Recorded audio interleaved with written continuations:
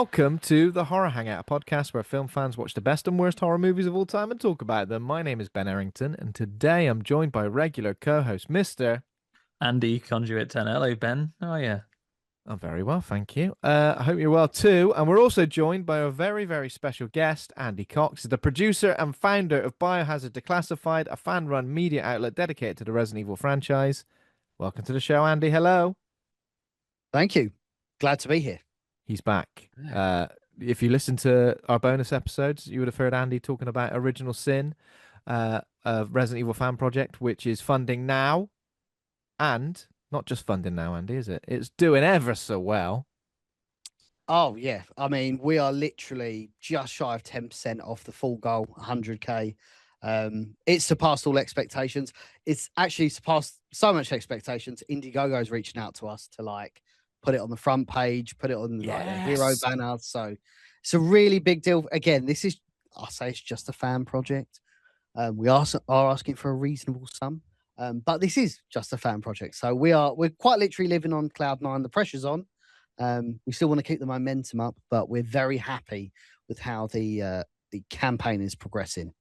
Yeah, it's progressing extremely well. And all of the announcements you've had over the last couple of weeks with casting and everything, it's looking very, very exciting. You've cast Chris Redfield, you've cast Jill Valentine, you've cast Rebecca Chambers, Barry Burton, all the big hitters, right? Yes, sir. Forrest. Oh, God, you're testing me now. Don't forget Forrest. Enrique. Well, actually, I've got the book here. So this is I was sent this by an English guy actually who lives in Japan, a Resident Evil Japan on Instagram, and he was like, "Hey, I see you're doing Original Sin. Original Sin, of course, is based on Biohazard: The Beginning, which was a 1996 novella by Capcom." And yeah, he actually sent me a copy of the book. Can't read it because it's in Japanese. Nice. But it's mint condition because Japanese actually look after things. But yeah, very. If you don't know Biohazard at the beginning, very interesting story. Kind of bridges the gap between the Arklay Mountains murders and to the point they go into the mansion and embark on Alpha Team's mission. Very bizarre story. We've kind of cut out a lot of the fat to make it actually shootable. There's a lot of goofy stuff that. You got to think this came out before Resident Evil 2, so yeah, we've done a lot with the scripts to kind of fill in the blanks of lore that we now know. But yeah, we're excited for it. We're going to be shooting in September, providing that we do fund. All going to depend on what stretch goals we get as well. The ultimate stretch goal is the $200,000 stretch goal, which is we will actually remake the intro from Resident Evil 1 with new character, obviously new renditions of existing characters. Yes. The first time ever that it's been shot cinematically, and that's a really special. We hope we get there. We generally do, but we can only, of course, with everyone's support. Absolutely. We'll put a link to that in the show notes. And of course, if you haven't listened to our episode previously where we discuss a deep dive into what the project's all about, the origins of the idea and kind of like what you expect to achieve with it as well, go and listen to that episode because we cover absolutely everything. Today is going to be a similar deep dive, of course. I thought you were going to say then the £200,000 stretch goal is we're just going to remake Resident Evil Apocalypse. We're just going to do that from start to finish. From the start. and it'll be you, Andy, in that Nemesis suit. Yeah. Be a very short Nemesis. Well, nice rubbery Nemesis, rubbery humanized Nemesis. He's all right under there after all. He's just a guy. He's just one of the boys. He's just one of the lads. This guy. Less mutated and more been given a job. Yeah, it kind of undoes a lot about what Nemesis is supposed to be, doesn't it? But I don't know. He is good at his job, and he does eliminate the stars very quickly. Yeah. Without any collateral damage. That's his Terminator 2 moment. Yeah, exactly. What a guy. So Andy, we were talking about previously what we discussed on the last episode, and one thing we didn't really talk about or go into in great detail was Biohazard Declassified, and I guess for our listeners, what it exactly is, and I guess how you got started as well. Yeah, so Biohazard Declassified has been my platform since 2019. I suppose for the last sort of 15 years, I've been just creating content around Resident Evil. Before 2019, it was just on my personal platforms, streaming to like 1 or 2 people, like 5 people max on a good day. And then like I was posting quite heavily in like Facebook groups. So there's a group called Resident Evil Stars Posting. So I actually own Resident Evil Stars Posting. And I was actually streaming on my personal Facebook page in the group, just like playing Resident Evil 3 or whatever, just having a bit of fun. Loads of people joined, and it was it was all good. And I thought, actually, I'd quite like to turn this into a page, like more of a meme page. And that's what I did. Just started posting it, created by Hazard Classified. Cool. Thought it was a cool name at the time.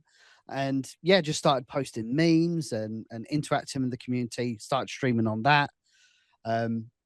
Facebook went for a bit of a resurgence. Facebook's such a weird platform because you could generate views back then anyway. You could generate views very, very quickly on live streams, especially. But I virtually I didn't have a Twitch platform really. I didn't have a YouTube platform at that time, but it was all about Facebook, and just worked really hard on it. COVID hit, and then like it really exploded. Resident Evil 3 was announced. We got given a bunch of advanced knowledge of Village. Like I had a lot of people on the kind of insider circuit tell me about stuff that was in Village. So I put a Resident Evil Village like insider video out, which did really, really well. And yeah, ever since then, we've just kind of I've just covered Resident Evil and streamed on a weekly basis. Then I ended up getting affiliated with, me and JJ from the Residents of Evil was always kind of like walking around in circles with each other. And in 2022, it was just like, actually, can we not just there's got to be something to do here. Like talented creatives should not work separately. We should work together. So ended up producing content on the Residents of Evil. And then that's where the idea for Keeper's Diary come around. Like, hey, there's a director in Utah who's like created this amazing trailer for a potential Keeper's Diary film, like a short film. And I was like, man, that sounds really, really cool. He had no one to produce it because no one had like film experience. I have film experience. And I was just like, okay, we'll see how it goes. Never crowdfunded in my life before, but I'm a commercial man. That's what I do as my main job. I'm a commercial manager in the construction industry. Now, construction and films are actually not too dissimilar. You have a start point, you have an end point, and you have a budget. So it's not really hard to work out the in-betweens. And yeah, we just went for it. And people were blown away with what we produced. My wife ended up giving birth just before Resurrection launch. So I did the Paul W.S. Anderson and kind of stepped back. just ran the crowdfund campaign. And then, I kind of other people produced it. And then earlier this year, Brandon had finished George A. Romero's Resident Evil, which is obviously fantastic. I had Brandon on set. We mentioned it. I'm sure I mentioned this on a previous podcast. I had Brandon on set for the Keeper's Diary. Not only was he really helpful and like helping people, like, because there was a lot of people around us that didn't have film experience. So he was just so essential, like kind of bestowing his knowledge on everyone. And we actually shot an interview on the Keeper's Diary set with Brandon, which was really, really cool. But yeah, he'd finished George A. Romero's Resident Evil, and he'd written Original Sin like, I don't know, 5 years ago or something. And he actually posted it to his Facebook, and he reached out to me because we'd always been talking like throughout Resurrection. He was like, hey, what are your thoughts about doing an Original Sin, but an actual feature-length film on the road? And I didn't have any projects planned, and I had an idea of doing like a Bravo, I guess like the Bravo team of how they got to the mansion, like doing a short film on that. JJ had an idea about doing like Hikers, like the Arkley Hikers. It was like an original horror film. And we was all like, actually, why don't we just fucking run with Original Sin? Like it's there. It's a ready concept, ready to go. Obviously, the script needs a bit of reformatting, which it has gone through. And we was like, actually, it's a really good idea. Like, this was back in January. And then we was like, let's not hang around on this because we've got a nice gap here where we're not doing anything. Clearly, like, I mean, Resurrection has done, even though it's not like, I would class Resurrection as almost like a Paul W.S. Anderson film, where it's not like horror, like survival horror, like we expect Resident Evil to be. It's kind of this all-out action film, which is fine in principle. I mean, it was more so getting all the legacy cast back together, more so. But this is our opportunity to be like, actually, we've done a short film of what we want Resident Evil to be. Now we've got the chance with the right director in Brandon Salisbury. I mean, literally watch George A. Romero's Resident Evil, all of that B-roll. That's exactly how we're going to shoot Original Sin. Yeah. Dark as fuck, like really suspenseful, really drastic lighting, etc., etc. I did put a couple of images on socials the last couple of weeks, which gives you a flavor. Like, we've got some really talented people involved now. As Brandon said in the start of the crowdfund video, like, it's very clear now we're never going to get that authentic Resident Evil film. Like, Zach Krieger's film's going to come out. It's going to be absolutely amazing. It's going to be a Kriegerific film. It's going to be like, it's going to be like weapons. It's going to be like barbarian. Everyone's going to be blown away by it. But let's be honest, it's not going to be the Resident Evil that we know. It's just not. Like, we can all dance around it, but it's not going to be the authentic, relatable lore back to the Resident Evil that we know, and that's fine. But this is the gap in the market. The gap in the market that we have. Yeah, you can produce something that I think is so faithful, particularly to the original stories and the original vibe of Resident Evil, which I think if you've come into the series recently, if you're one of those young people you hear so much about on the internet these days, like, and your first game was, God forbid, the Resident Evil 4 remake, even, like, if you're super new into it, you'd be forgiven for thinking that this is something very different from what it originally was. And all flavors of Resident Evil are equally delicious, but it's very easy to forget, if you weren't there, that this was a Japanese take on American horror films. Agreed. Like, it's a super strange cultural archive in itself, and it's produced by that very sort of 90s coded Japanese video game developer lens as well, right? Where your characters, at least in some bios, have their blood type, which I'm led to believe from gaming journalists. Yeah. Apparently it's part of a personality thing. It's almost like your star sign, whereby your blood type is in some way indicative of what your personality is as well. And I don't know how that translates. That is the limit of my knowledge on that piece. But that's why you often see blood types on those games when they're translated over. Well, it's really wholesome as well, because as we know, like, obviously Zombies, Resident Evil, it was inspired by George Romero. And although he didn't get that opportunity to do his Resident Evil film, however that would have turned out, good or bad, like, we've got now a unique opportunity where it's going to be shot in Philadelphia, it's going to be shot in Pennsylvania, quite literally George Romero country. We've got, like, people who are absolutely George Romero coded. And I put it out the other day, the main inspirations is going to be, in terms of visual aesthetic, it's going to be Day of the Dead, The Night of the Living Dead 1990 remake by Tom Savini, and the fucking first season of The X-Files, you know? So that's the kind of aspect that we want to go for. Oh man, just sounds right on my street. And I rewatched the Tom Savini remake of Night of the Living Dead recently as well, so that's fresh in the head. So that sounds killer. That sounds really good. And I feel like, particularly with what you're doing, I know you're doing features as well, but if I look back to the Keeper's Diary in particular, I think just that flavor of work that you're producing as well shows, I think, what there could be a great deal of potential for within the Resident Evil franchise, for just taking, I think it's absolutely right what Paul W.S. Anderson and others have done, thinking that trying to do a straight adaptation of one of the games is just incredibly difficult at length. As we saw with Welcome to Raccoon City, incredibly beautifully physically recreated, things like the RPD. Old Ben, when he saw those things, absolutely creaming his jeans. He loved it. But it was really hard to get all of that stuff into one film without it feeling really disjointed. In case Jason Blum is listening while he's flicking his checkbook, give Andy and the team a load of production money and get them to do your Resident Evil anthology that is like, hey, here is Oswald Spencer, that time you went to Africa and ran into Mother Miranda and had a chat in the orgy of evidence room. Here's another section of, someone running from the alligator in the sewer, and now here is a little head-to-head discussion between old Bertie Wesker and Willie Burks talking about, what their different ideas for viruses are. There's a great anthology to be made out of Resident Evil for my money and Jason Blum's money.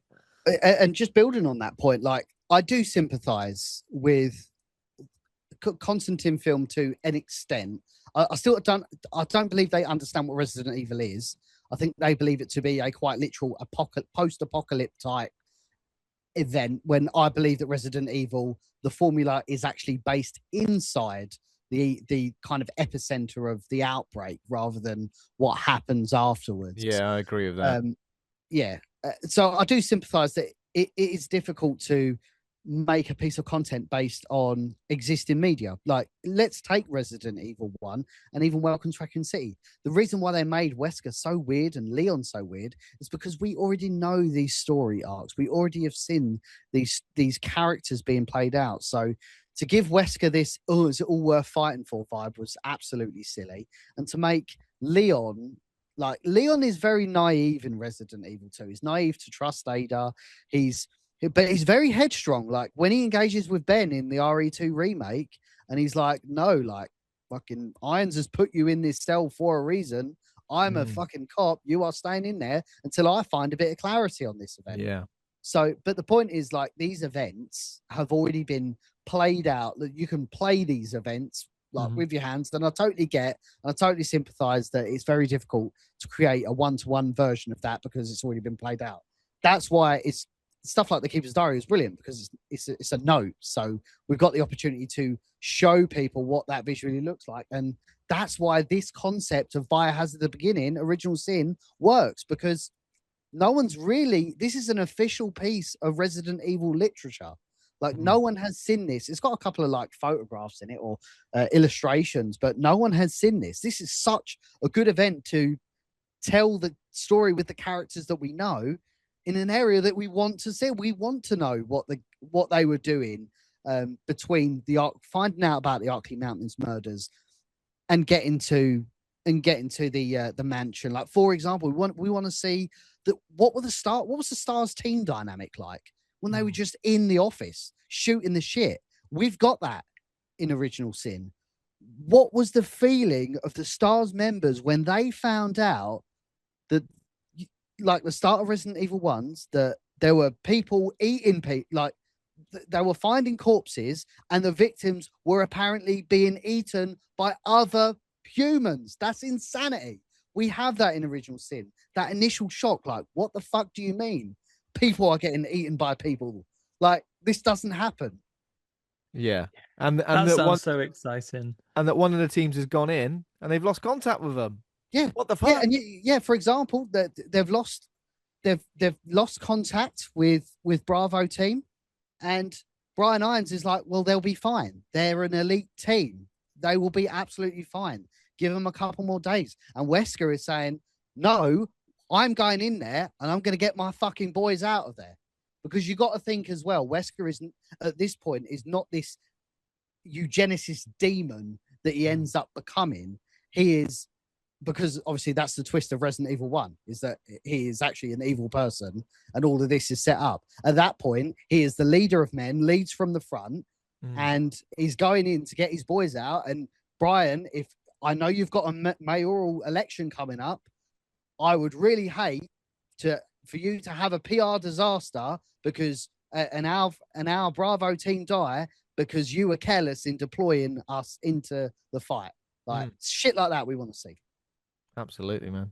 Absolutely. You say, listen, Brian, don't be the mayor from Jaws now. Exactly that. And actually, one of the stretch goals outside of the RE1 kind of remake intro, and that's the only thing we're really adapting that's one-to-one, is we're going to be doing an entire Barry Burton short of Wesker blackmailing him and taking his family. Oh, wow. And that's going to be quite an emotive. That's a completely separate supplementary piece of content we're shooting for Original Sin, where we're just going to put it up as a video on the Residents of Evil. But because we've got the cast there, it's like, well, why wouldn't we do this?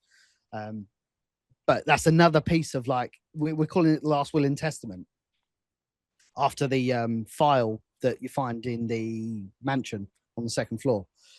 So stuff like that, man. It's endless content. But the point, we're quite fortunate, and I mentioned this to Ben on the previous stream, that we've not got investors above us or suits above us or executives above us that are telling us what to do.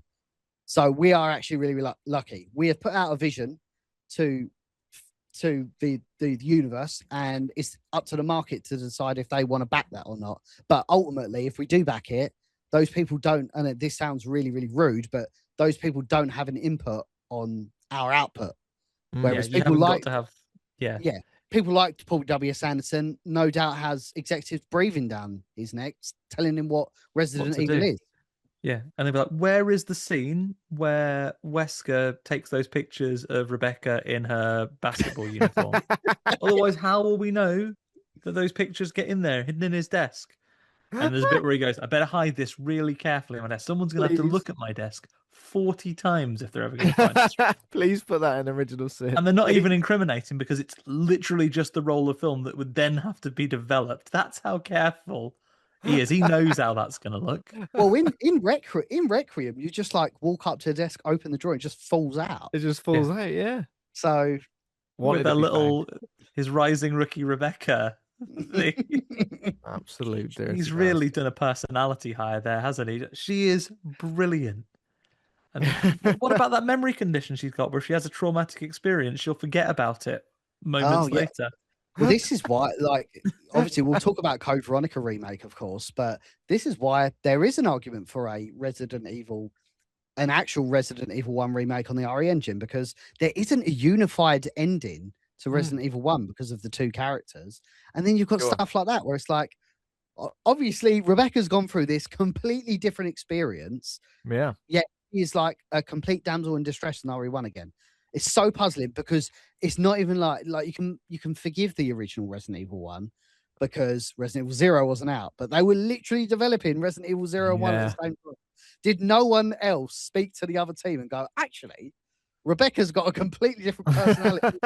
Because it could be done, couldn't it? It could be like, oh, actually, I've got a bit injured for reasons there's no time to discuss now. You could have her cop an injury in the final battle.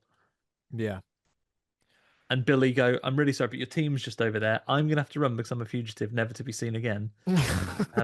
Also, bring back Billy. Come on. Yeah. Bring him back. Okay, so lots to discuss. Of course, our big deep dive into Resident Evil Apocalypse coming up, but let's quickly talk about some horror news. The big piece of news we've got is Capcom has finally revealed Resident Evil Veronica, not Code Veronica, Veronica remake coming in 2027. We've seen a trailer at, well, I guess we'd say a teaser at Summer Games Fest. How are we feeling? I guess, were you expecting Code Veronica more so than a Resident Evil 0 remake or a Resident Evil 1 remake, I guess, Andy? Which one? Oh, yeah. Both. And we both have the same last initial as well. Yeah, and Andy C. I've already said sexy Andy C. Whoever answers first shall dare take the both dive in, talk over each other. No, that's me. Did you want to speak, Andy, on this? Or I tell you what, I shall go first if you like, Andy. Thank you so much.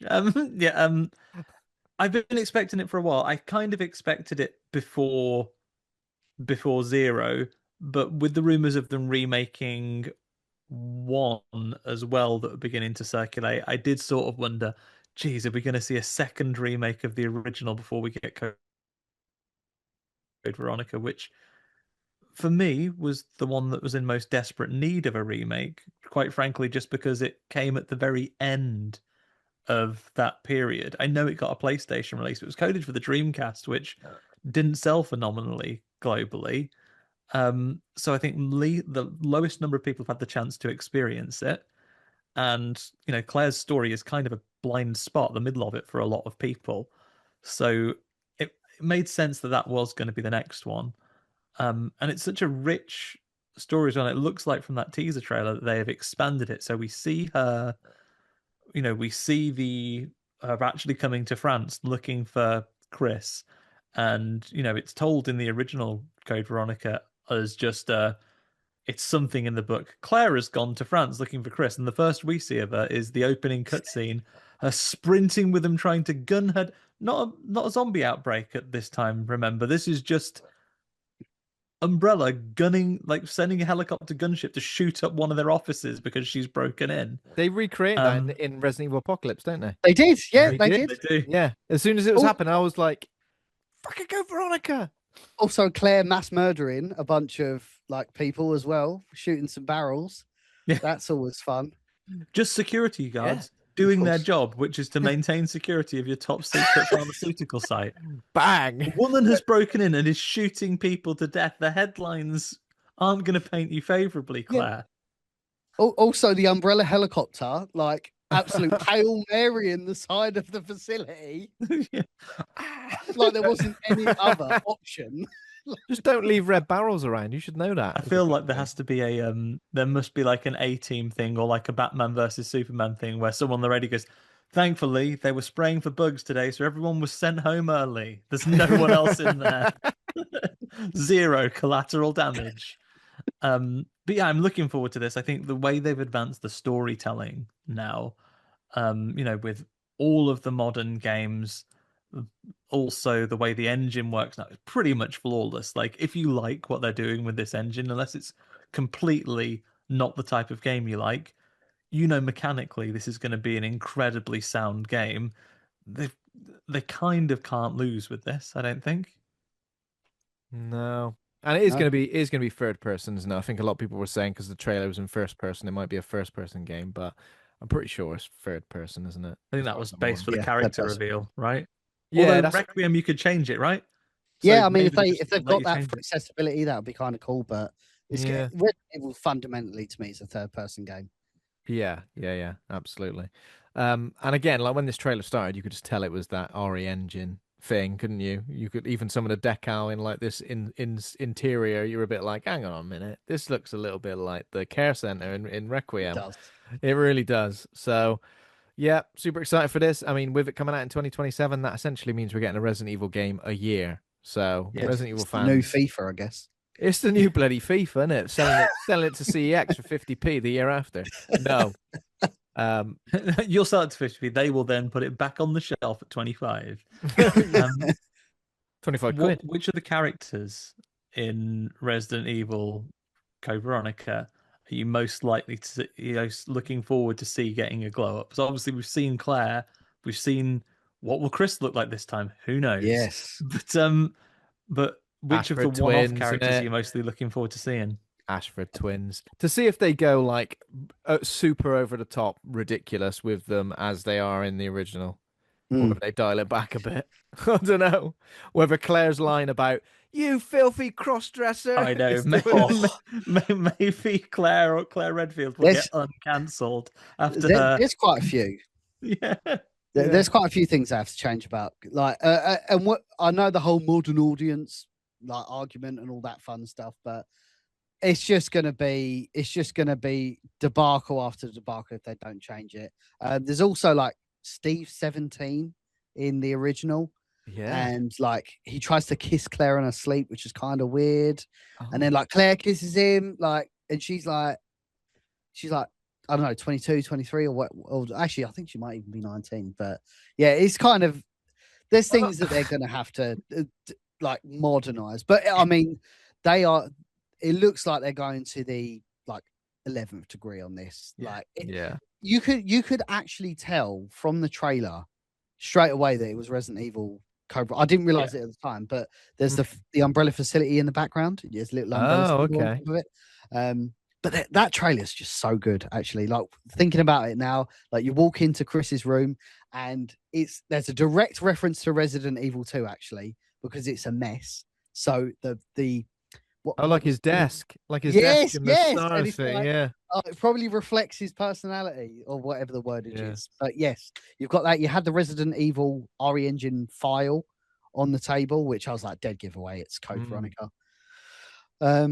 Lovely pack of biscuits as well. Yeah, I think it was like a little bottle of steroids on the side as well. Oh, right. Oh, no. And actually, the old lady says it looks like a boulder's rolled through the the flat, which I thought was kind of funny. I didn't realize that. But I suppose initially, we know when it's coming out, actually, because Capcom dropped a press report or an investor report, excuse me, and they said they have one. This was before Summer Game Fest. That they have one unannounced game that's coming out before next March. So we've got, and Resident Evil always comes out around that sort of time anyway, sort of like January, February, March. So we know it's definitely coming out at the start of next year. But yeah, the big reveal outside of that was the USS operative, how they've worked that into the story. And yes, I hear you scream at us that yes, it's going to be Hunk. I don't think it is. No, I think it's Rodrigo, because I have a couple of reasons for this. Okay, let's Because hear him. initially he says, like, he grabs Claire in this Resident Evil Veronica trailer and he says, "Don't move."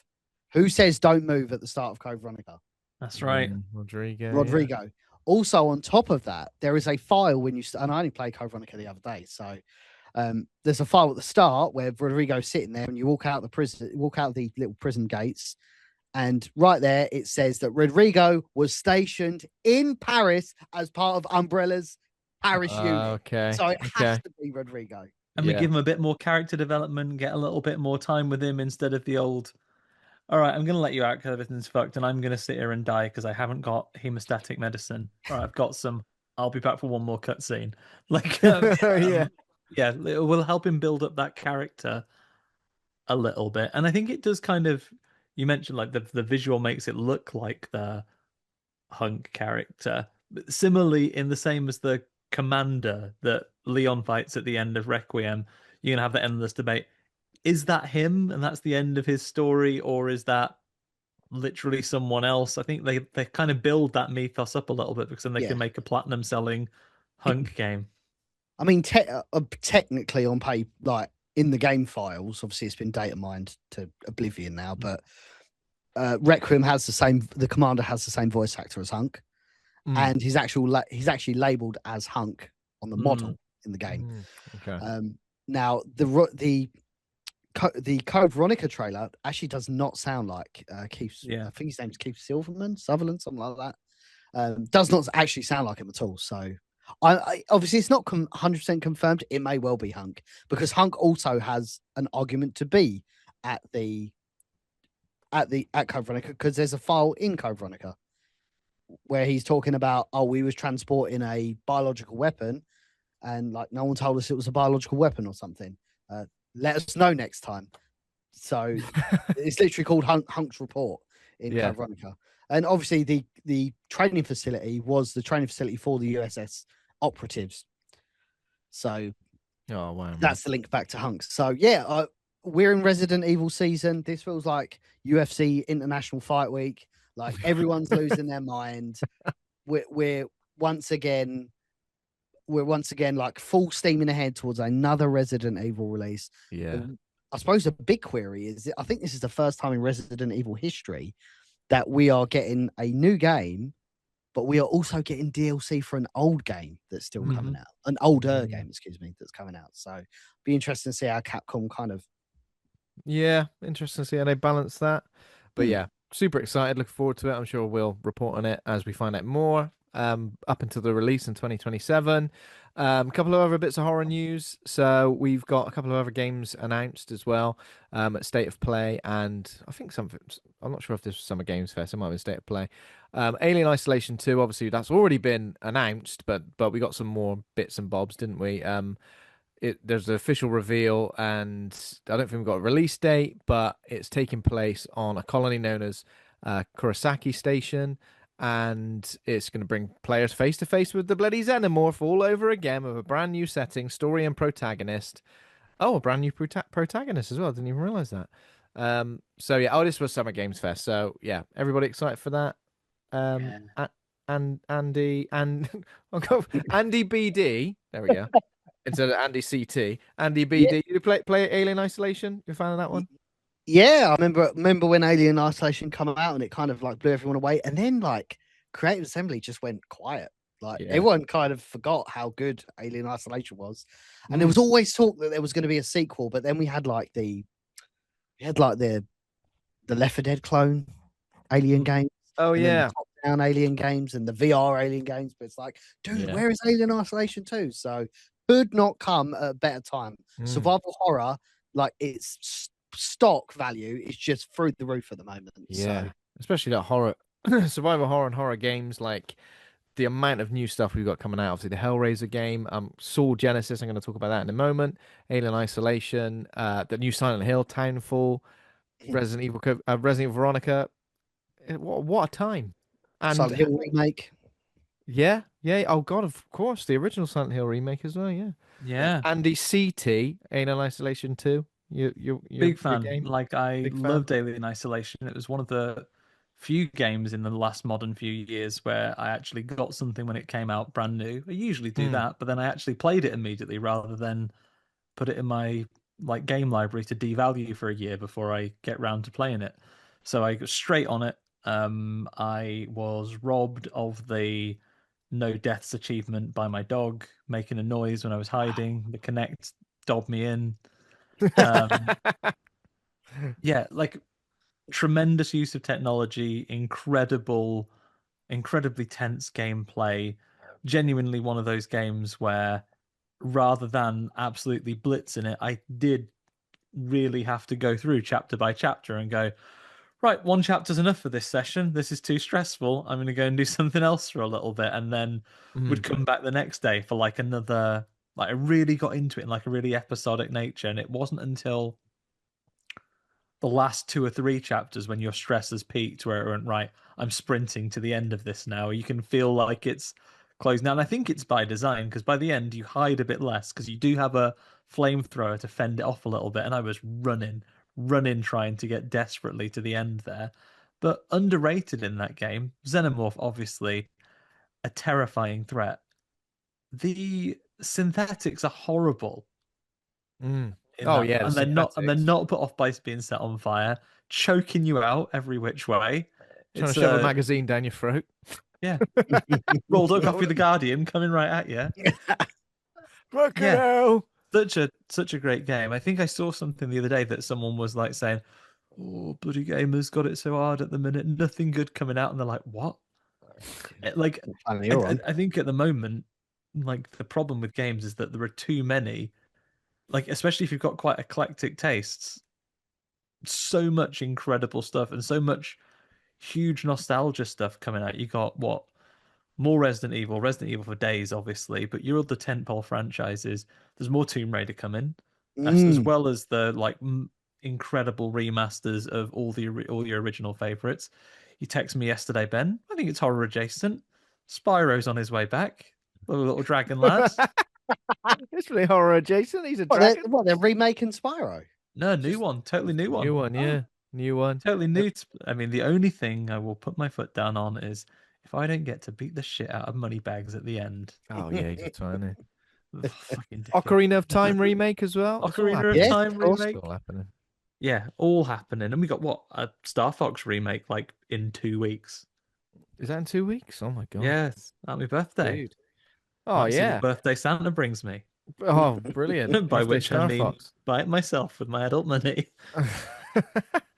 The only other game I wanted to talk about was this Saw Genesis. Now, the main reason I find this interesting, even though it is like a free V1 multiplayer thing, and I usually do avoid those, but it's set in like World War One or like after World War. So it's not like Jigsaw mucking about with a load of. He's not that old, is he? I know he's an older man. He's got his backwards cap on. He's aged backwards. Does a pigeon bring you the little things? Little pigeon with makeup on. With like a proper like BBC received pronunciation tape. Again, this hello, Reginald. I'd like to play a game. This probably isn't something I'd play, but I know a lot of people like because I'm not sure when the Halloween one's coming out either. But yeah, like a 3v1 asymmetrical horror multiplayer horror game could be interesting. For fans of the franchise. It's Bluebird Team as well. Oh, it's doing a lot of lifting, Ben. Yeah, I mean, I'm a huge Saw fan. I think when I saw the trailer, I was losing my mind, and then they said it was like a Dead by Daylight style 3 versus 1, and I was like, oh, yeah, another live service game, bro. Like we want that. We want what they did in like 2010. Oh yeah, it was kind of like a Silent Hill type game, Yeah. Like that Saw. That's what we want. We want a a version of that where like you are an ordinary person in a very extraordinary position. You know, we want that. So I'm really shocked that they've gone down the live service route, but everything's live It seems service. like a lot of major horror properties film properties seem to be going down that route, because I would have loved Halloween. to have played a Halloween game, a Texas Chainsaw Massacre game, a Evil Dead game, all of these games that, you know, as with a single player campaign, I would have been all over. But because they were that, I kind of just wasn't interested. Yeah, I bounced off every single one of them. I didn't. I backed Friday the 13th when it was a kickstarted game, so I was all over that. But that was The first one of the early like ones. that, yeah. I played a few rounds of it, and I went, "Oh, this is not the type of game for me." So sorry, I'm out. Like, to be fair, give me a Time Splitters engine and give me bots that I can play against, and I would have ground out infinite scenarios there. But if we're doing development chat, Ben, take note, game executives. I'll tell you what I want from a Saw game. Give me Super Mario Maker. Make me Jigsaw. Give me a tool set. Let me build the traps and let me upload those rooms for communities to play. And then it'd be like, put this code in. This is Andy's trap. This is Andy's trap room. And you play as someone that goes in there. And there are solutions and things you can do with the mechanics of the game. And you're getting the creative power of the general internet using public, the same freaks that get a goldfish with a dance mat to complete Elden Ring. Get those sick fucks making impossible jigsaw traps with the resources that you've got, and reward them with like, hey, you know what, you can get some really wicked new stuff if you do this in the program, or like, you get credits to get more creative stuff by playing other people's levels and stuff like that. You could make the map making community and the customization community in gaming has been on fire for decades and is probably at its absolute apex right now. There are people that are making things that outdo what professional developers have been doing. There's a reason why the best Sonic game in a decade came from just a really like rabid fan that just was an incredible developer and used the assets that were given to them by Sega to make something so good they offered the guy a job to make Sonic Mania. Like, you could do something incredible with Saw and it would be a different type of game. Mark my words, game of the year. You'd pick it up. You'd pick up awards 100%. like that because it's different. The only problem is that you probably needed a publisher like Nintendo to do it, and the IP is not something that is friendly to their sensibilities. But you need someone else to take a punt on doing something like that. But it would be great to make all your own traps and put your own puzzle elements in there. That would be super fun.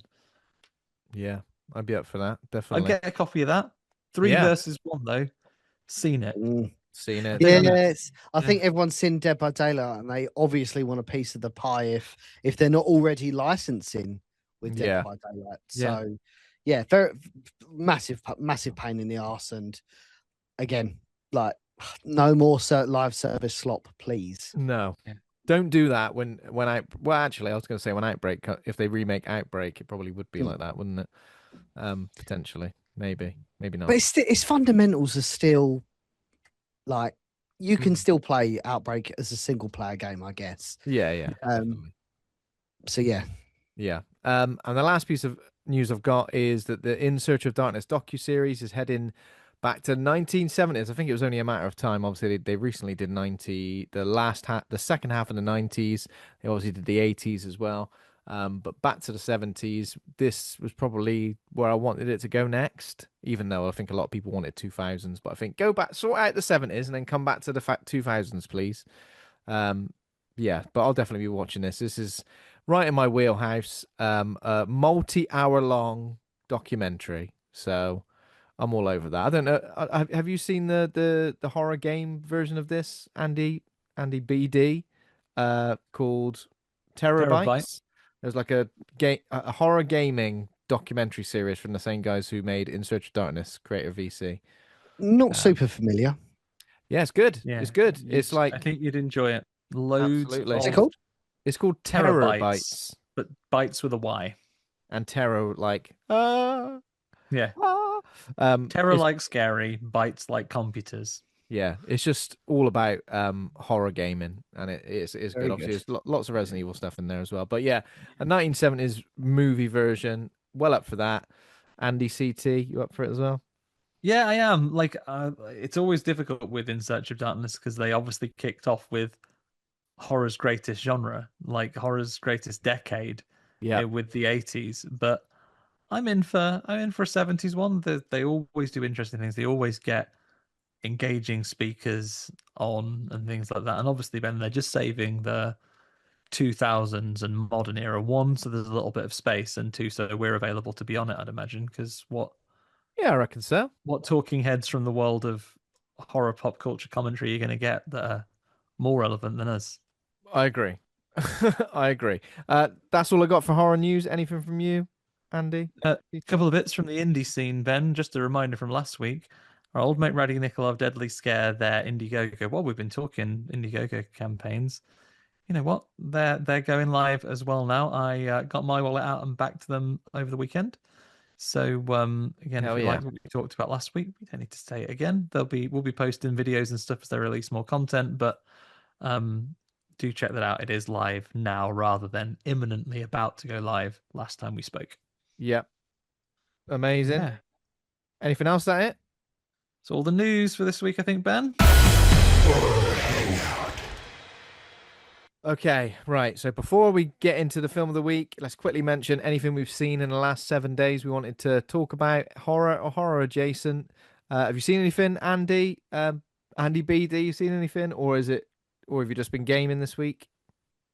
No, I've been outside of Code Veronica. Not really. I mean, horror's at an all-time high right now, especially like lower budget horror. Like look at Bathrooms, look at what's that film called? Obsession. Yeah. Mm-hmm. That's absolutely blowing everything away now. So yeah, man, like it's great to be an indie filmmaker. Yeah. It's great to be an indie filmmaker. It's great to be like a YouTuber turned director as well. People are all over that. Yeah, but we talk about so many games coming out, like films are as good as ever as well, you know. When people mention in a similar vein, like, oh, everything's a remake, everything's this, everything's that, it's like, well, we got great original properties coming out all the time. Super exciting. But nothing you've seen apart from Resident Evil Apocalypse this week, I guess. No, not particularly. No, actually, I did have a chance to watch Sinners for the first time. Oh right, okay. Oh yeah, which blew me away. I was watching it expecting it to be like some like mob film, really. Like I knew nothing about Sinners going into it. Yeah, and then all of a sudden, like they did the whole vampire step in, and I was like Leonardo DiCaprio, you know. Hang on a minute. That is a vamp. I know the rules of vampirism. That is one of them. Like, do not invite them in. And then they start biting each other and shit. And I was like, whoa, this is like amazing. So that took me by surprise. But yeah, sorry, outside of that, no. Hell yeah. Sinners is great. We've obviously done an episode on it as well. Crazy that it won as many Oscars as it did. Like that is insane. But again, a great year for horror that a film like that, like a genre film like that, can do well at like a major award ceremony. Whether it means anything or not, who knows? I don't know if Resident Evil Apocalypse won an Oscar. Did it? Might have done. Won some awards, but I don't think it was as prestigious as yeah. The only thing I've watched this week, so I managed to watch Iron Lung. So again, this is YouTuber turned filmmaker with that Markiplier movie, and it's based on a game as well. Not a game that I've played. Is it a game that either of you two have played, Iron Lung? Not me. No. It's in my library, depreciating in value as we speak, Ben. I feel like there's a good film in there. It's probably a bit overly long. I feel like it's over 2 hours long, and I feel like we spend a lot of time in one location with one character. There are some voices over like an intercom, but I feel like and it's a good performance from Markiplier, and he's the director as well. It is a good performance. He's like a convict, I guess, like a Billy from Resident Evil Zero type, who's been thrust into this situation, who has to do a thing in order to like earn his freedom. And that's not really what Billy does, but still. And he's good. He's believable. I feel like the film needs a bit more world building, some more establishing shots to make me understand where this is happening and what's happening. And yes, maybe a bit overly long. And I feel like there's a really good final 15 minutes. I feel like if there was like a chunk of time cut out from the middle, it would be a much better film. But I feel like as a debut feature, it's good. And I know it made a decent amount of money based on its budget at the box office. And I think it's on YouTube now. I don't know if it's free on Exclusively, right? I think he's exclusively carried on on like YouTube. Yeah. Yeah. rent and buy it on there, so it's not going through distributors again. Yeah. It's made me definitely want to go and play the game because it's got a lot in the films very game like very gamey mechanics where you're a bit like, okay, I can see how this would work as a game, but as a film, I'm kind of just frustrated it's not me doing it, if you know what I mean. Like it's not Okay. me working out what's happening. But I still, but despite that, I still recommend it. So Iron Lung. I actually, this is completely random. I do have a horror film coming out this week. Oh shit! I completely forgot to I say. feel like we should have spoken about this before. I'm sorry, but basically, right. So the DOP of Original Sin is Tom Robinall. So Tom directed a film called Whistle to the Maples. Now, Oh, yeah, we Brandon spoke about this, didn't produced we? it, JJ produced it, and I produced it. Well, we were. It was more executive producing. We're helping with the marketing. We're helping kind of bridge some deals, etc. Build up the portfolio, so to speak. Mm. But yes, actually, it got it. We're putting out the announcement tomorrow, so this is a bit of an exclusive here. But it's out on Amazon Prime right now, so you can literally go on Amazon Prime. Yes. Whistle to the Maples, and if you're in the UK, it's included with Prime, so you can just watch it straight up. I think in the US you have to like buy it or rent it. It's part of like the Amazon streaming like service. But yeah, Whistle to the Maples is out there. There we go. I Okay. nearly forgot about that. I apologize. You can tell your co-producers contractual obligations fulfilled. I plugged it. I did some marketing today. Exactly. Pay me residuals, please. Good work. But yeah, this was a for-profit thing. It was made for around $15,000 from memory. It's got the original Chris Redfield in it, Charlie Krasilowski. Oh yes, He's at it again. we love Charlie. Yeah, it's a really interesting folk horror film. Yeah, check if you got Amazon Prime, go and check it out. Was the trailer for this shown at the Game Awards? It was, The yes, Horror Game Awards. It was. Yeah. I remember now. I'll be watching that. Absolutely. Hell yes. Get stuck in. Thanks, Andy. Andy, CT, anything you've seen you wanted to A mention? couple of little bits, Ben. I've been checking off some of the screeners that folks have been kind enough to send our way. Got a couple more bits to talk about. One of them, I'm going to have to make sure I've got this up on screen to read. Quite a mouthful of a title. From the Beyond, High Strangeness in the Bennington Triangle. It's about... this is presented, and I'm still going to need to do my own research, like people who are doubtful about vaccines, which is very familiar for this very conspiracy theory heavy film. It is presented very much as a documentary, the kind you would get on Discovery late at night, in the same time as Nazi UFO conspiracies and so on. And I genuinely need to look into it a little bit more. It's by a YouTube channel called Small Town Monsters. Originally, and it is presented very much like a really straight shooting documentary, directed by a Seth Breedlove, and it's genuinely all about the Vermont forest. It's a load of sort of vignettes of sort of stories that people have told about different sort of cryptids. Bigfoot makes an appearance. There's talk of alien abductions. There is one particularly fetching story about the legend of a rock that if you sit on it, it gobbles you up. But genuinely, like, there aren't names that you'll recognize. I think they're just real people that are doing it. So my gap in research there is I need to understand, is this a scripted thing that someone has made as a very, very, very straight shooting mockumentary that is just completely replicative of something that would be actually produced as a documentary, or is it exactly that? Either way, it was a compelling watch. I really got into the stories. It's sort of very gentle, like there isn't necessarily a narrative that's gonna flow through, but it is so out there that it is some of the wildest stories I've ever. But if it is something that's played straight,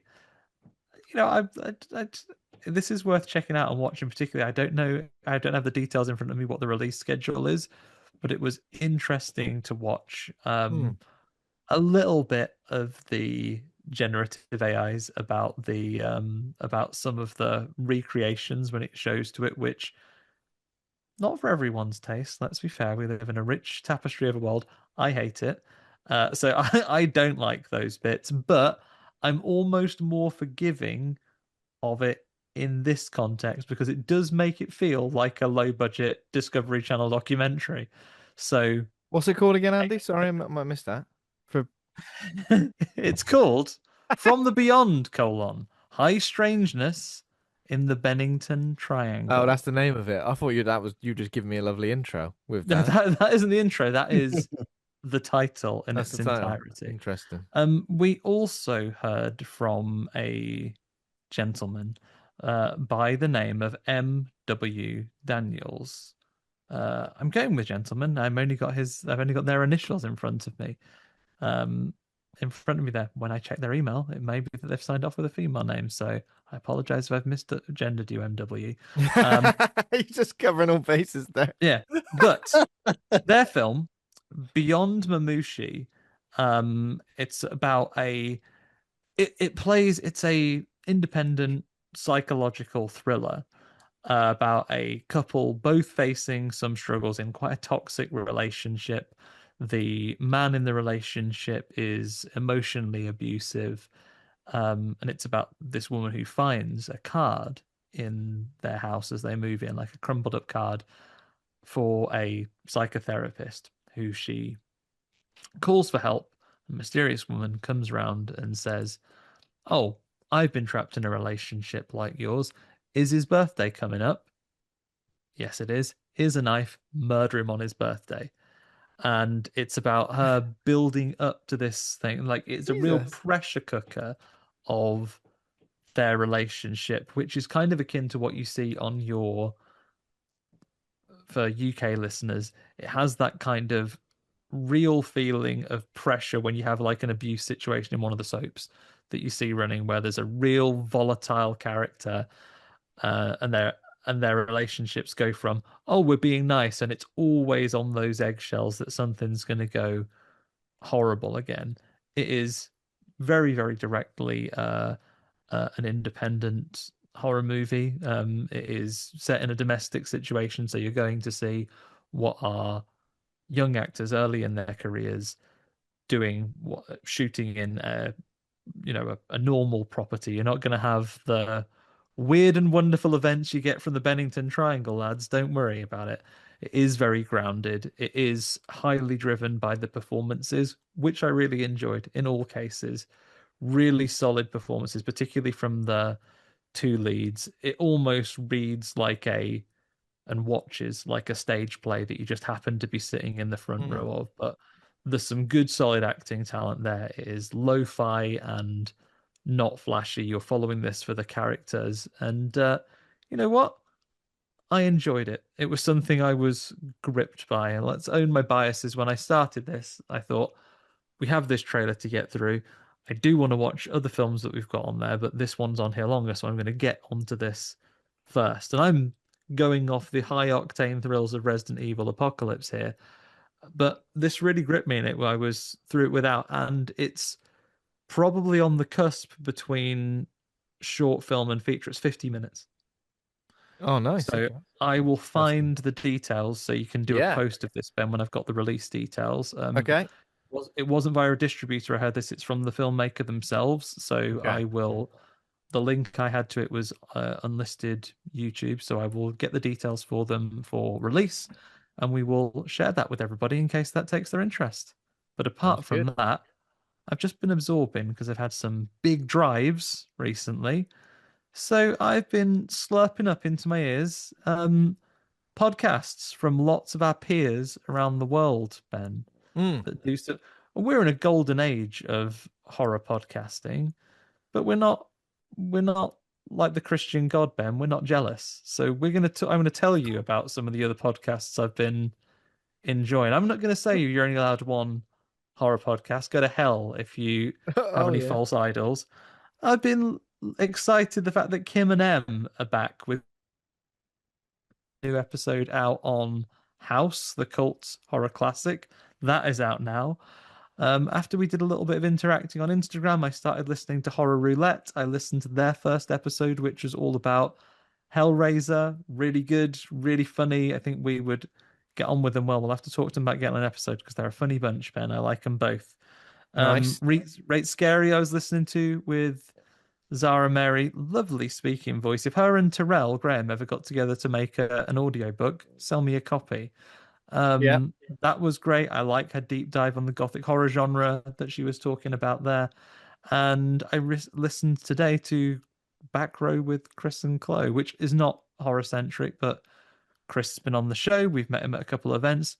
He's a nice fellow. Chloe we've never met, but I have no reason to believe that she isn't.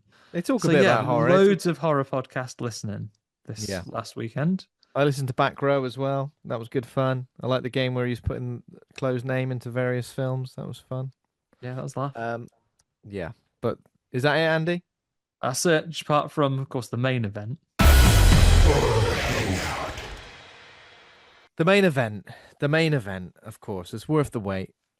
Which is, as previously mentioned, Resident Evil Apocalypse, and that is a 2004 action horror film directed by Alexander Witt, written by Paul W.S. Anderson. He was busy doing AVP, wasn't he? It's doesn't feature his wife. Which doesn't feature his wife, which is, imagine the pressure of directing another man's wife in a film. Do you know what I mean? Oh, gee. Alexander, what are you When your wife, who you almost exclusively direct, is off doing another film with Alexander Witt. Yeah. What are you getting her to do? Oh, I ain't so sure about that, Alex. Come on, mate. You've given her superpowers. I'm going to have to run with this for 6 movies now. Thanks a lot. So, this is the sequel to Resident Evil, the movie from 2002. The second installment in the Resident Evil film series, which is loosely based on the video game series of the same name, of course. The film marks Witt's feature directorial debut. It stars Milla Jovovich reprising a role as Alice, joined by Sienna Guillory, is that how you say her name? As Jill Valentine, Oded Fehr as Carlos Olivera. And in terms of plot, Alice wakes up in the Raccoon City hospital after the area has been overrun by zombies and must now make it out of the city before a nuclear bomb is dropped. Bloody hell, no pressure there. In terms of the ratings, we've got IMDb 6.1 out of 10, Rotten Tomatoes 18% critic score, but a 60% audience score. Letterboxd 2.7 out of 5. Now, I'm trying to get a nice cross section of reviews here. Okay, so Horror Syndrome says it leans less into horror and way too much into action, which wouldn't be a problem if the action was good. They might as well have called it Too Resident, Too Evil. 2 stars. Ricky Fonseca says, did they ruin Jill Valentine and Nemesis? Yes, they did, but I like how ridiculous and dumb it is. 3 stars. Corey says, the epitome of so bad it's good. Sienna Guillory does great playing Jill, and she looks fine as fuck doing so. Too bad she's overshadowed in her own franchise by Alice. Yeah. 4 stars. He's gone for 4 stars. And then Jake Cole says, the one Resident Evil movie of the franchise that feels the most like they were trying a straight game adaptation and not coincidentally the worst of the series. 1.5 stars. I know already that Andy disagrees with that, but we will obviously get to that. Andy CT disagrees with that. So it's your favorite one, Ben. It's his bloody favorite one. I've got a lot of feelings about this film, and I'm glad to get an opportunity to discuss them. They're all negative. But I guess let's not go crazy because there's been a lot of movies. But like generally, Andy, BD, what is your consensus on the Resident Evil movie? So the first one, we've already mentioned that, is all right as a thing. It's not all right as a Resident Evil movie. It's all right as a movie. Yeah, I mean, as we know, as I said off air, Paul W.S. Anderson had an idea with Undead after he did, was it Event Horizon he did? Yeah, Event Horizon 97 he would have done, yeah. Yeah, so after that, he'd penned a script called Undead, and then after the debacle with Capcom and Constantine and George A. Romero, they was like, hey, really like the script, let's rework it into Resident Evil. Really like the first film, actually, but I think the second film was probably the closest in terms of. It depends how you look at the Resident Evil films. Are you looking at it as good films by themselves, or are you looking at it? Are you looking at it as their faithful adaptations of Resident Evil? I think Resident Evil 1 is certainly a really, really good horror film by itself. Much to, I know Andy was talking about the lighting, absolutely take that into consideration. It's kind of like almost like a made for TV movie in terms of how it's lit. But yeah, certainly the second one I think is the closest thing we've got to a authentic Resident Evil adaptation. Mm. And then I feel like I feel like, again, don't know if you guys agree, it really just gets bogged down in Alice's story and Alice's abilities from this point onwards. Essentially, from the very start of this film through to the final chapter, it becomes utterly obsessed with essentially trying to make Alice into like a Neo or like a Terminator or like the next big thing in terms of like a female protagonist. But unfortunately, no disrespect to Milla Jovovich, she's like a personality vacuum. I feel like every scene she's in, I'm like, oh, Alice, come on, give it a rest. And I feel like even like everything she says, her delivery of everything makes me kind of, when you get that little bit of vomit, just right there, just it makes you feel a bit like that. It is a shame because it is a shame because there are some real highlights in it. Like, for example, when Jill was introduced, she's got like, she takes her shoes off and she's like getting into a RPD outfit or a Resident Evil 3 outfit. And actually, like, people have the prop for the newspaper of as like Jill, like she was tried or something, or she was like suspended for being too cool. The key thing actually in that was it was all around the death of her partner, Leon Kennedy. Oh, yeah. I was a bit confused. I couldn't understand where they were placing her in this. It kind of felt like she already had some understanding of zombies and. Yeah, actually, I picked that up very like as I watched it. Like I rewatched it yesterday, and I was very much like they haven't really done a good job of. It's almost like we are Jill, like we know. Yeah. We've seen the first film. Something has happened, and she is like, "Yeah, you got to shoot him in the head." How did she learn that? She's the audience insert, knowing that the audience are all big zombie movie fans. Yeah, she is like the dude in Night of the Living Dead who's like, "You got to shoot them in the head." Like, how the fuck? How did you know that? And she's so cool, man. She looks like Jill. She's fantastic. Her delivery of Jill is just unbelievably. And actually, I think Sienna did it in the build up to Apocalypse. Actually, did get a copy of RE3. Like, yeah, I was reading that. Played it and all that sort of stuff. She based her movements on Jill from RE3. Have you seen that like walking against walls like this? Have you seen the like screen test of her? Like I could watch that. I could watch that on repeat for hours on end. Maybe that says something into my mental capabilities. But my God, I feel like she is like it's a serious highlight of the franchise, not just this film. But I feel like even her in Resident Evil 5 get up when she turns up later in the franchise. I think she's great. I think she crystal on her. With a big old crystal on her. I don't necessarily feel like in this film she does or says anything that feels like the Jill Valentine. She looks the part. I feel like she looks the part. I feel like the part when she walks into the police station and starts headshotting people, I feel like that's reckless, and I feel like Jill Valentine isn't reckless. I feel like that's a bit like.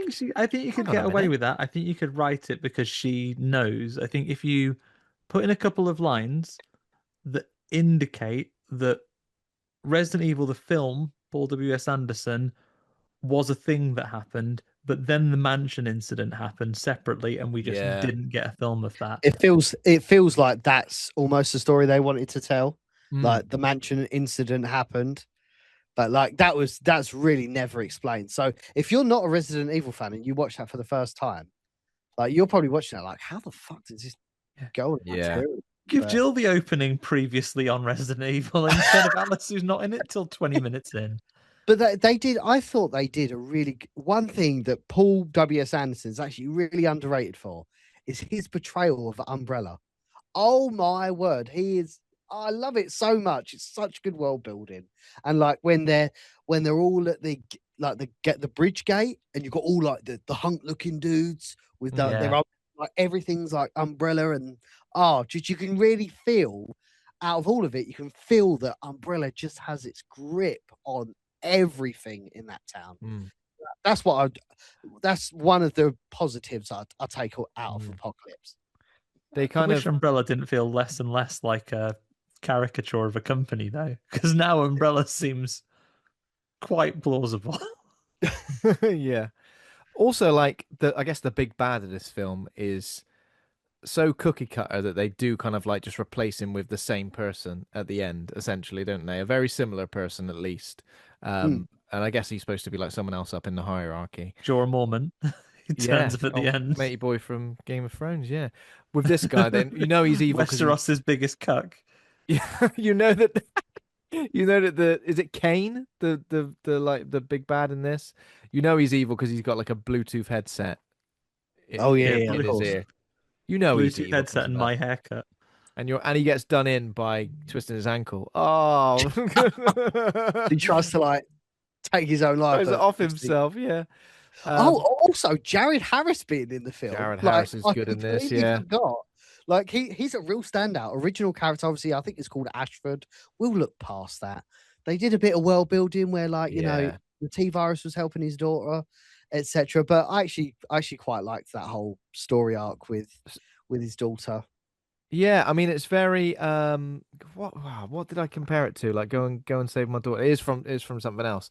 That's the Red Queen as well that's it been modeled on his daughter, isn't it? I don't know if it's the same actress like doing the voice.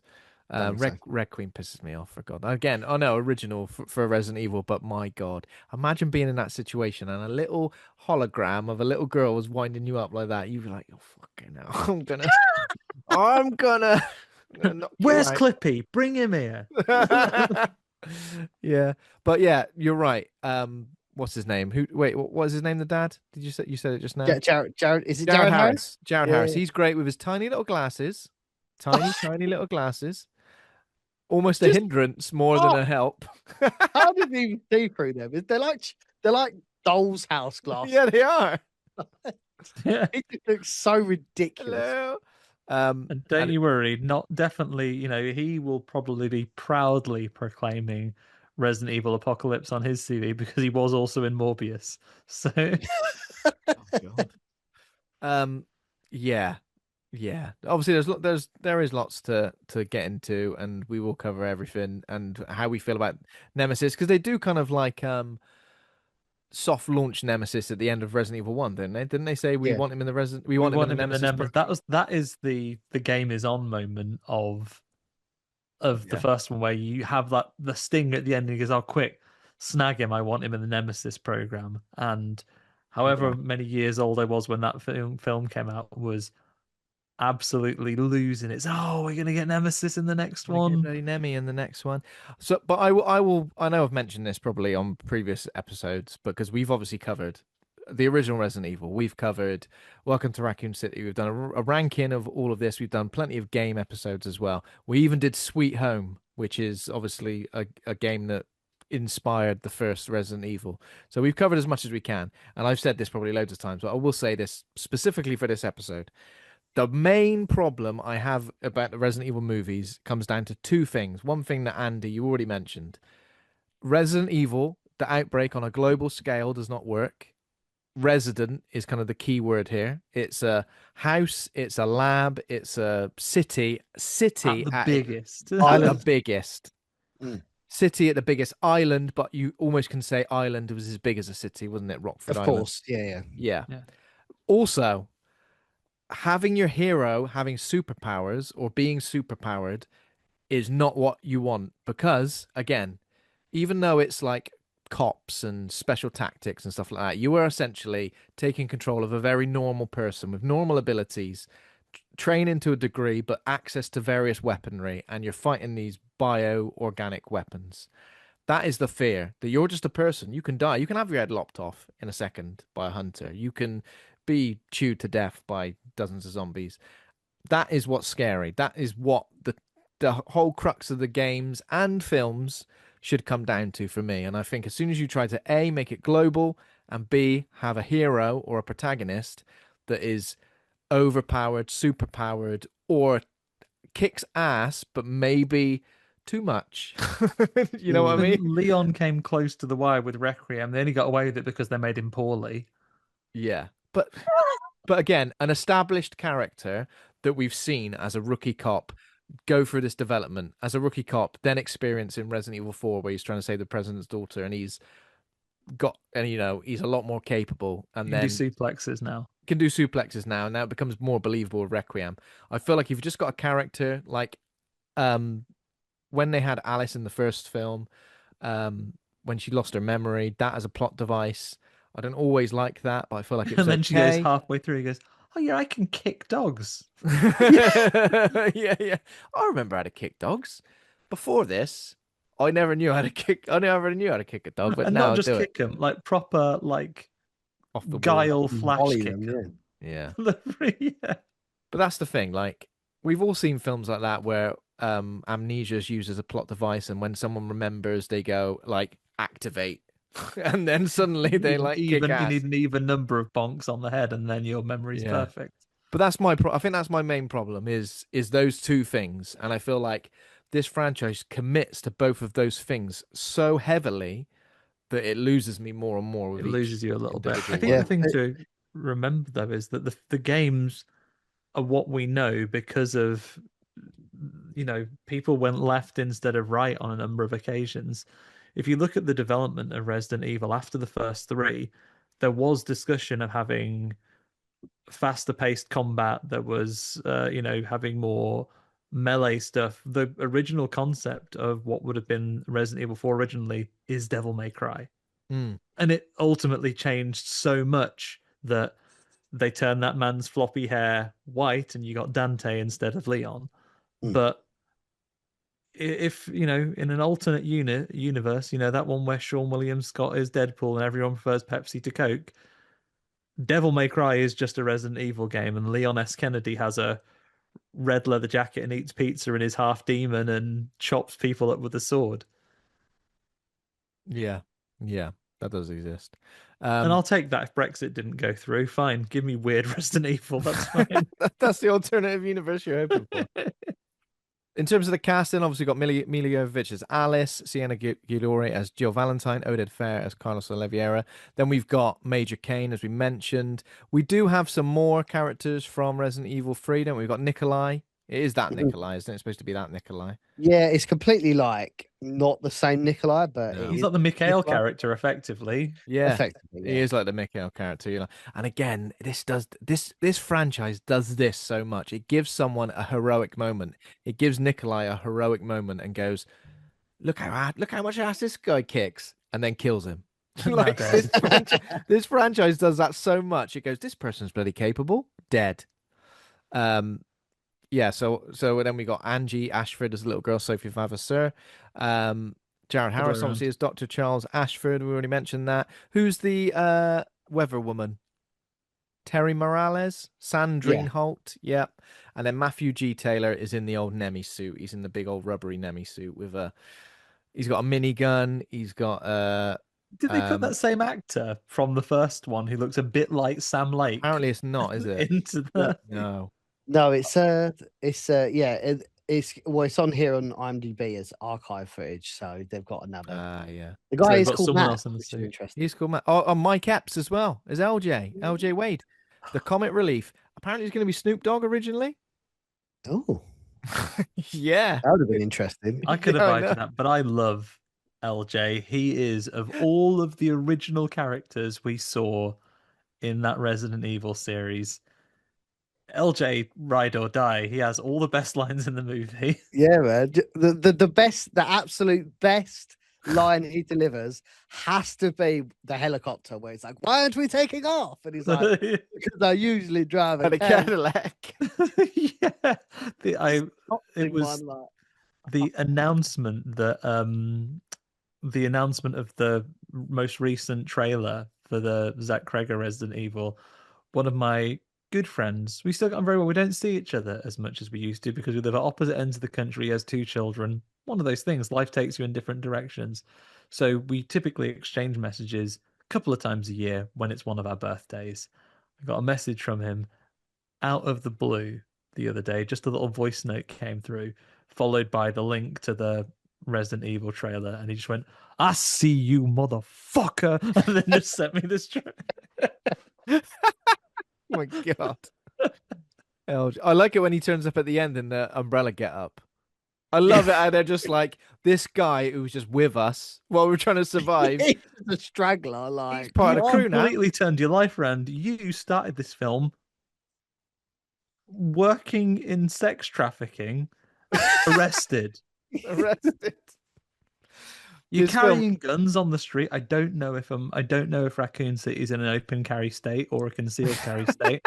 So maybe all he was doing was nice and legal, but he is definitely painted as a criminal. And now, I mean, technically, if Umbrella is the law, technically still on the wrong side of the law, I guess. But he has really gone up in the world. Yeah, and he is. Is he in the next one? Is he in a few more films, or is I this don't it? know how long LJ lasts, but he is in No, 3. I think. this actually plays on into your theory, Andy, because he's in the next one after being amazingly cool. Man, literally too cool to die in Apocalypse.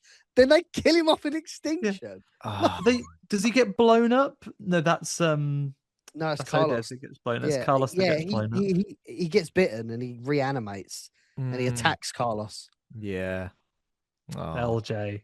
We hardly knew you. This film has got so many like mid 2000s editing techniques as well. It's got that weird kind of like wobbly fast motion thing going on that was in in what film was it in? House on Haunted Hill, Haunting of Hill 13 House Ghosts, when the Judder Man tries to get you on video. Shaky Faces, the Judder Man. Those weird like whoosh zooms. I think it does it when Mike Epps is in the driving seat of the in the pilot seat, sorry, of the helicopter. That whoosh zoom where like someone turns around and it just like goes whoosh and they say something like that happens a lot. Yeah, lovely whoosh zoom. I love it's not a camera technique as such, but we, much like House on Haunted Hill, get view of something that's happening in the scene via the viewfinder of a video camera that's been dropped on the floor. Oh yeah, I like that. I like that. That's good. cinema. We get Nemesis. He's got like Terminator vision at one point. We get to see that, like him identifying. How'd they put that in? Is he members. mutated to have a computer on his head? I feel like the abilities of Umbrella, and I mean, I guess in the games as well, but definitely in the films, are so vastly different. It's like we can create mutant dogs, we create this monster, everyone turn into zombies. We can also create superheroes as well. There's no middle ground. It's actually really hilarious for the Nemesis, specifically in Apocalypse, because there's obviously 2 different suits of the Nemesis. So you have like the cinematic suit, which is for the wider shots, and then when it's in the action shots, it obviously swaps to like a normal sized dude with a massive fucking Nemesis head, like he's playing GoldenEye on big head mode. DK mode. So ridiculous. It's like they've just got a onesie and painted it in the with the Nemesis thing, and he's just fighting in it. Yeah, it's ridiculous. That is pretty insane. There's got to be some trivia about the suit as well, like how heavy it was or something like that. We'll find that in a second. Those big goth boots he wears are doing a lot of that weight. Yeah, he's surely. got massive goth boots, isn't he? Yeah. How do we feel about? And again, we'll get into this. How do we feel about like the change of the Nemesis? Because the Nemesis in the games is just an unstoppable creature, the unstoppable beast that would stop at nothing until he kills Star's members, and you know the amount of times you think he's dead mutates and mutates and mutates. In this, they try to like humanize him, give him a backstory, give him a connection to Alice in some way, but also this annoys me more than anything. Alice kicks his ass. That pisses me off. I don't understand the Nemesis story arc. So like he gets dropped into. He's not actually. Is it explained why he's dropped into Raccoon City? Like it touches on, oh yeah, he's taken out the Stars members. Yeah. When were Stars even intrinsic to this law of Resident Evil? Like in the game, I can see it. So in the game, is it like the Stars were obviously the people that know too much, the whole mansion thing? So Umbrella was like, we're going to let this outbreak happen because it's sort of happening anyway, so we'll pretend it's our plan, really. but then let's make sure that the people that are going to have the proof, because they've been banging on to the chief and everything, and we've got him on the payroll, but we'll make sure that we send this thing in as a test of another weapon we can sell, but also to make sure all those folks are dead. So I can get it from the game. But in this one, it's just that they got lucky that that one man got scratched by a licker in the ending scene and started mutating. So when that person at the end said, I want him in the Nemesis project, after the credits roll, all the other scientists were saying to him, what's the Nemesis project? And he's like, shit. And he's just having to write down what it is real quick. The Nemesis project is a project in which we create a nemesis for this woman here, actually. So he's kind of like her. And then that scientist, they're going, you're like brother and sister. And, he'll just be sort of like her, but opposite. And he'll be completely bulletproof, but he will be vulnerable to punches and kicks. And not, despite wearing quite clearly substantial attire, not stab proof. Yeah. He's got those boots from Blue Banana, and or some sort of alternative, like massive stomping boots. That's where we got those staples put in as well. He just fell into a Blue Banana. The worst is when the helicopter like lands on him or kills him, and you just see fucking sausages off.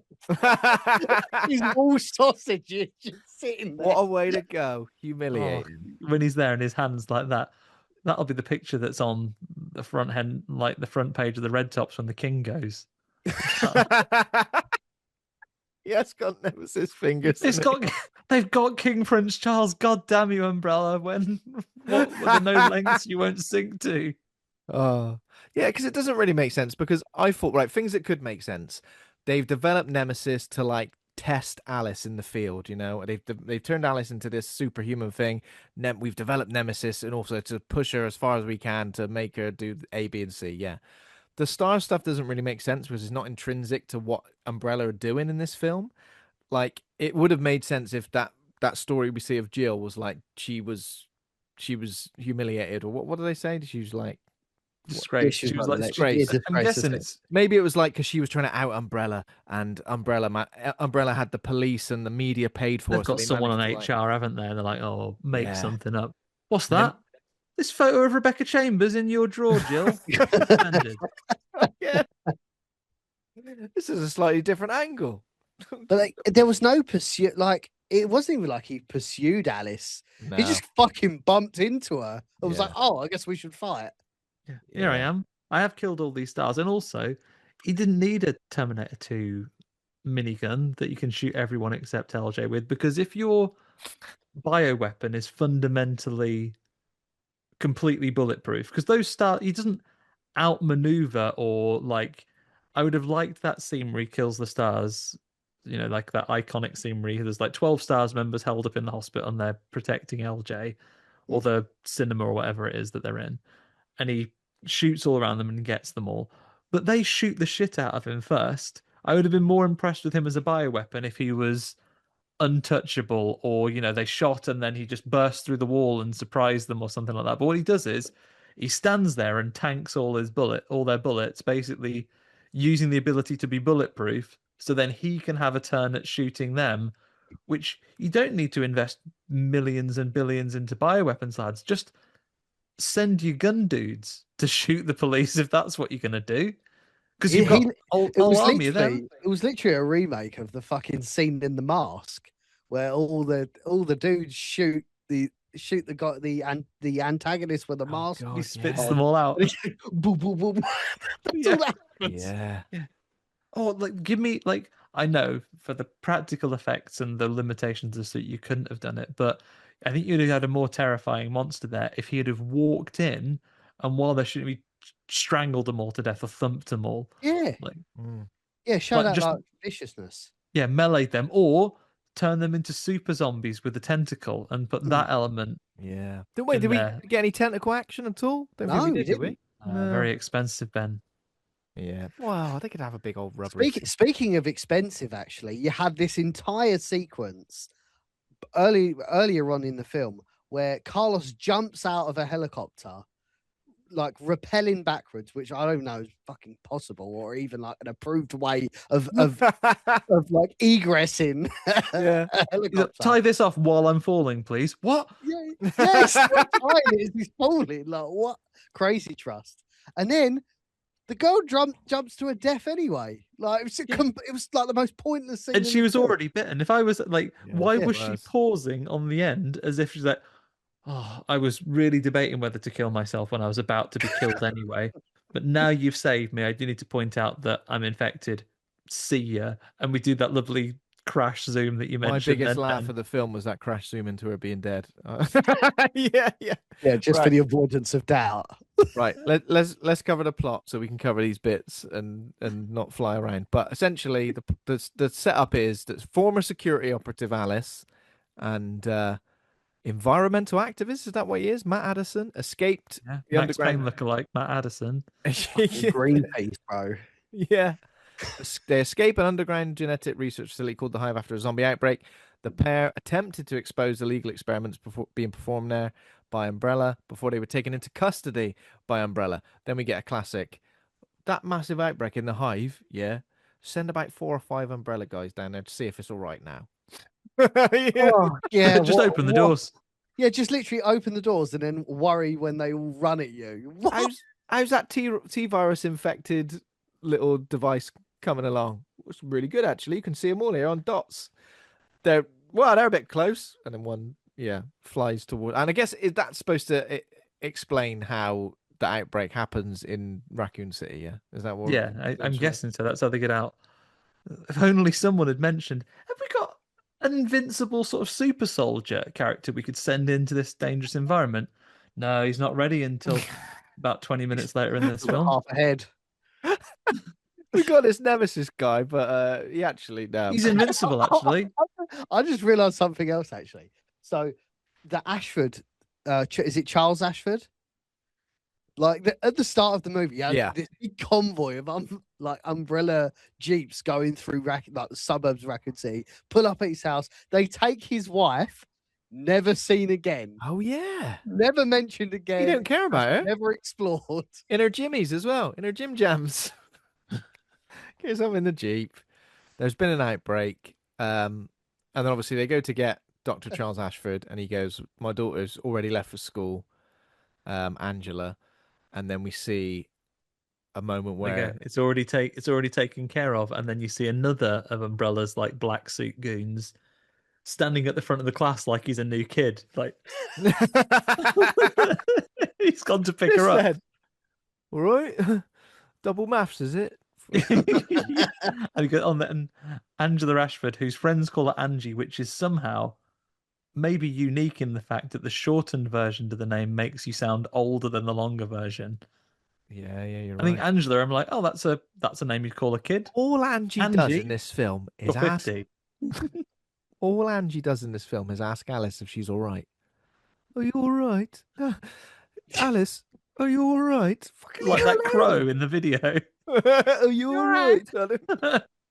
So I give him a Brummie accent, but she does. She keeps asking us. She's all right. Fucking hell. I don't know. Give it a rest. But yeah, there's a security car collision, and then we see. So it's during the evacuation, but then we see that Angie's all right. She does a little twitchy hand, doesn't she? So it's unfortunate that was the only car that wasn't the part of a massive convoy. So how quickly does this kind of like apocalypse take? For 18 hours, it says something like.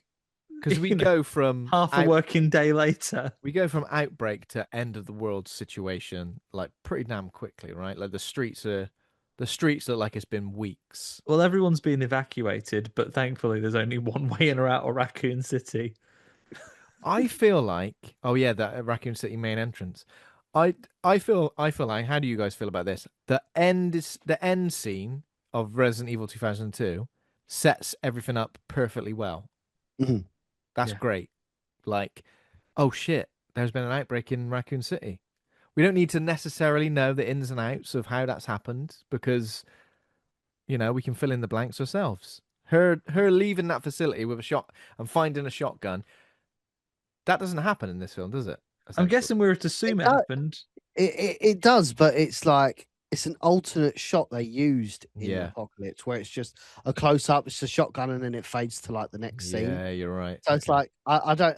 You're 100% right. Why did they not just Mm. start the film almost like a reverse shot of, like where it zooms out? Why don't you just fucking zoom back in and Yeah, then I love now that. you're with Alice. I love when films do that. Just pick up from the minute the last one ended. Don't worry, but obviously, yeah, it's the executives going, "Wait, people are going to watch this film and not have seen We the need to first one." introduce all these other characters. We need to see Weather Jill Lady. Valentine shooting people at the police station. Yeah. So again, so we're pretty much introduced to Jill Valentine. She hears like a police broadcast saying all members. Basically, it's the equivalent of all checkout staff to check out fourth, please. There's a massive queue here. She's like, "Fucking Yeah. hell, better get down the old Christmas down RPD." the Asda, and they say, even if you're suspended, come in. Yeah, even if you're suspended and you're on the front page of the whatever that The is. Raccoon City Gazette. Oh, everything's called right. Raccoon City Gazette. The school's called Raccoon City School. It's just like Raccoon it's the City- equivalent of it being Raccoon called City Primary School. Raccoon City Primary School. That's like a school being called London School, isn't it? It's so fucking stupid. How many Oh, people live in why did Raccoon they make City? it like law specific? Why don't you call it like the Charles Ashford School of Engineering or something? Why does it have to be so Yeah. formulaic? No, the That best was- one actually in RE Law is like the football team, like the American, like the NFL team. This is in Yeah. actual Resident Evil law. You would think it would be the Raccoon City Raccoons. Yeah.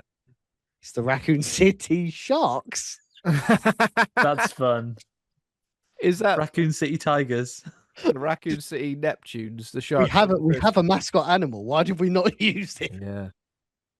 Because it is Like, kind of I could silly, go isn't with it? them like having a nickname like the Bandits or something. Yeah. That'd go. That would have been good. It is a bit silly, isn't it? So I think Raccoon City, as it's in a game, you can kind of forgive it. It's a bit silly. But like in a film, in a cinematic universe, just calling it Raccoon City, it sounds a bit, I wouldn't want them to change it at all. But when you really, really think about it, it is a bit weird, isn't it? No, Just- Andy's nailed just it. That name was it. prime. If this had come out in a post MCU world where every little detail has a point, it would be like the William Birkin Memorial Hospital. Oh, I'd love that. Yeah, Look at or that. yeah, There is actually some well building because when she's doing the weather report, you've got Raccoon City and a little bit north, Arkley Mountains. Yeah. Love Yeah, that. I saw that. Arclay, they call it the Arclay overpass or underpass or something, or when they go to a freeway later, it's called the Arclay something. Oh, I missed that one, but yeah. I saw it think on the that's weather cool. report. That was good. Yeah. Weather report, they're like, it's a heat wave. I do like a film in a heat wave, you know. I like a film when there's like extreme weather happening. I think that's always cool. But they never really touch on it again, do they? No, it does. It's set at night. No one goes, absolutely roasting. It's absolutely roasting. I'm sweating cobs here. No one says that. God, you said about that heat wave on the news earlier. I've Yeah. put shorts on. 92 degrees at 6 a.m. Fucking hell, Jesus Christ. But yeah, so the news, the weather reporter woman becomes like a key part of this thing, is because she's like the person who's filming everything and filming Alice doing her exposition dumps, so that she can like out Umbrella, eventually, despite the fact that later on or at the end of the film it goes, it's bloody hoax, this lot. It was a well calculated hoax. Yeah. I mean, and obviously at the time in 2003, 2004, when this came out, we'd go ludicrous. The rich and powerful couldn't just look at irrefutable evidence and go, no, though, it wasn't actually me. And then people would just go, yeah, it turns out malicious liars were doing fake news and they're the baddies after all. No one Yeah. needs to be held accountable in the least. I feel like so then we see so obviously Jill does the thing where she goes back to the RPD, and then we're introduced to LJ as well. He's been Waves handcuffed. LJ's handcuffed to a Zombie. sex worker who's become a zombie. Yeah. He gets distracted by some sex workers who become zombies later on, doesn't he? I don't know. They might have just been at the baths and been mid-change and got turned into a. baths and the Raccoon City swimming baths. Yeah, yeah, just the one, because everything is just called. We assume that, like, building SimCity at school, there is one of everything. I feel like that would make me crash a car, actually, topple of zombies at any point.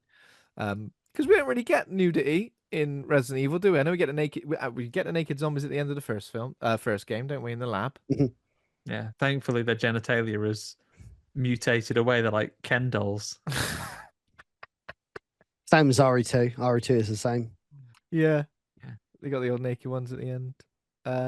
Oh yeah, but I love that. What I would love, and again, all I'm going to keep saying is what I would love, but I just love in the games how we Things start like off. just the fully naked zombies. I love Give me naked zombies. all but the giblets, Set of give me bollocks. anus, give me the lot. That's what a you say. set of swinging zombie bollocks hanging off. That's what I want. Give me an achievement for shooting them off. Oh, Nothing yeah. fancy, just a bronze trophy. But what I am saying is I like it when we start at street level and then we get to all these different locations and eventually lab. You know it, you're in the end game when you're in a lovely Resident Evil lab. That's why I liked the fact that we got that in Requiem as well. So yeah, that's how it works for me. So yeah, Jill obviously does that, shoots everyone in the head. It could have established something about her knowing how this works. She could have gone, I told you fuckers that this happened in the mansion, but none of you fucking believe me. And now I'm on the front of the paper.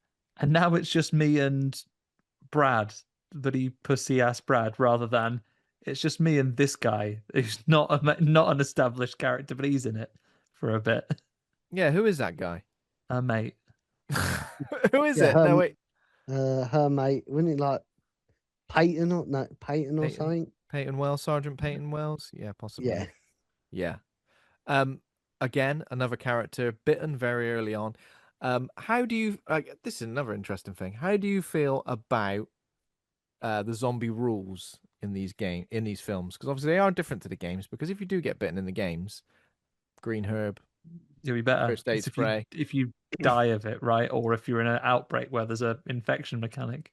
Yeah, that's kind of when you turn. With this, it feels like a standard zombie lore where you get bitten and then that bite turns you. The severity of the bite will be how quickly you turn. I've always kind of thought it's that. Well, I mean, the games will, in terms of canon, the games always assume that you're never bitten. Yeah, okay. To kind of get around that. Okay. But the Apocalypse really, like, for T-Virus specifically, T-Virus rules is fucking all over the place. Yeah. Because, like, you've got Angie who needs constant T-Virus or what's the word? The antivirus top-ups. So I guess she doesn't turn into a beast. But Carlos only needs one when he's been bitten. And then that's it. He's cured. But then he's bitten in Extinction and he's like, oh, that's the end That's of me. the end. Kills So himself. is it like a one-time thing? Is it like a cold? Like you get one time, you have to take some. How does that work? So Yeah. they really play with Andrew's the rules. caning like T-Virus Lemsips all the time. Does Angie continue to appear in? Is she in Extinction? Angie. Oh God. I'm not sure actually. That's a great No, point. we Do we definitely get assume more. she get just more- died between films? We like get more Red Poochie on his Queens. way back to his home planet? Or was she just taking top-ups constantly? We get more Red Queen stuff later on. Is Don't it we? like Monjaro? You just every Sunday. She has to every Sunday, but if you get off it, then you just go back to normal. Unfortunately, you just put it all back on, I guess. It's true. Yeah, it's just a lifetime thing. This is now. Yeah, that Carlos is a bit ridiculous. Like, obviously takes it once, and yeah, in Extinction gets bitten, and he goes, right, that's it, I'm dead. I love this as a plot trope as well in films when someone makes a huge sacrifice, and I always go, make it. They've just given them an extra like 9 seconds to get away. Do you know what I mean? It's always someone like going, "Go, I'll hold them back," and like exploding or something, and then 2 seconds later, those zombies keep coming. I'm like, fucking hell, man! Just hang around. You staying alive is probably better for everybody. Just killing yourself off. Also, Jill just going back to the rules of zombies and stuff, Jill has obviously got some knowledge somewhere that you need to shoot them in the head to kill them. Her like colleague is bitten on the leg and she does immediately panic. She's just like, "Oh yeah, okay. be all right. We're just gonna bring him along like a fucking tag nut." Like what? Yeah, it doesn't No, make sense because it's only when Alex brings it up and she's like, "He's gonna fucking turn," and she's like, "I'll do it myself." Oh yeah, she's like, I'll do it myself. Yeah, because in these things you always get. So I feel like zombie movies, especially from this era, mid 2000s, you always get someone who's like hiding a bite. You get Dawn of the Dead remake. Someone who's like, maybe facilitating a turned person. You get that in this film. They've turned and they're trying to chew me face off, but they're still in there somewhere. They'll be all right. It's fine. You're making wild assumptions. Like, look at the stress that carers go through when your family member gets a debilitating illness and isn't trying to eat you. They just need you to dress them in the morning. People go fucking mad based on even that level of requirement, let alone, oh, I've had to chop people up and feed someone to my sister for weeks. Yeah. Well, for 18 hours. How many can she have eaten? You've been feeding her people, haven't you? So in 18 hours, you've seen your sister turn into a zombie and then made that thing where I had to feed her.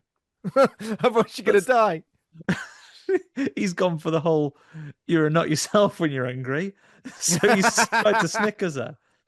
The liquor pretending to be a gargoyle on the church is never actually God, explained either. Yeah, that's crazy. I feel like, yeah, that is crazy. Now you've said that, I'm thinking, what the fuck? Let me just aura farm here for a second, Yeah. and then I'm going to go in and kill them. I feel like in the Well, films, they're all they talking. really... Shh, watch this. They're coming in. Don't say anything. You'll spoil it. Also, the liquor was like a final boss in the first film. And in this one, he's like... Three of them. Just Oh, about. 3 of them. Yeah, they've really been elevated to like... Yeah. But... So But essentially- chronology-wise, all go to the one and only exit from Resident Evil. The rest of the Raccoon City is basically like people who believe in flat Earth theory. The rest of the city is just an impenetrable wall of ice, and then and you can't get out. So you've got to go this one way, and then at first, Umbrella, not foolish as a business, wanting to maintain their customer base. They're going right. Like COVID later, you go look through this little monitor, like the Predator vision, to see if you're infrared and you're all glowy. And if you pass, you get to be evacuated. But then you see old Super Hands there. You think he's on the dry heaves, but that wasn't. That was a wetty. He does a big sick out in the thing. And then the guy who's in charge of Umbrella went, "What's that? One person infected that we can easily deal with. That's it, actually. Sod it. You're all staying here. We've locked the gates. None of you can leave, and you're not even allowed to stay here near the gate unless you're gone in 3 seconds. I'm immediately going to start shooting you, the public. 3, 2, 1, go!" And he immediately starts blazing away. I think you're really lucky that last guy that's going through the metal detector on the way out. He's like, Yeah. Fucking ours lucky, wasn't it? You bunch of fucking mugs. Fucking have it. It's like we're in the airport and you get on the, you get through security and then you get through the gate and then there's a bus and you're the last person that gets on that bus and everyone else has to wait for the next one. Oh, yeah. Last chopper out of Saigon style. You're like, see you later. So obviously, around about Sergeant Peyton Wells gets bitten because a civilian turned into a zombie and bites him on the arm. Is it the arm? the leg. Yeah. On the leg. On the leg. Yeah. And then obviously Major Timothy Kane, the villain of the piece, because he's got a Bluetooth headset, leader of the Umbrella Forces, seals the exit, forcing the residents back into the city.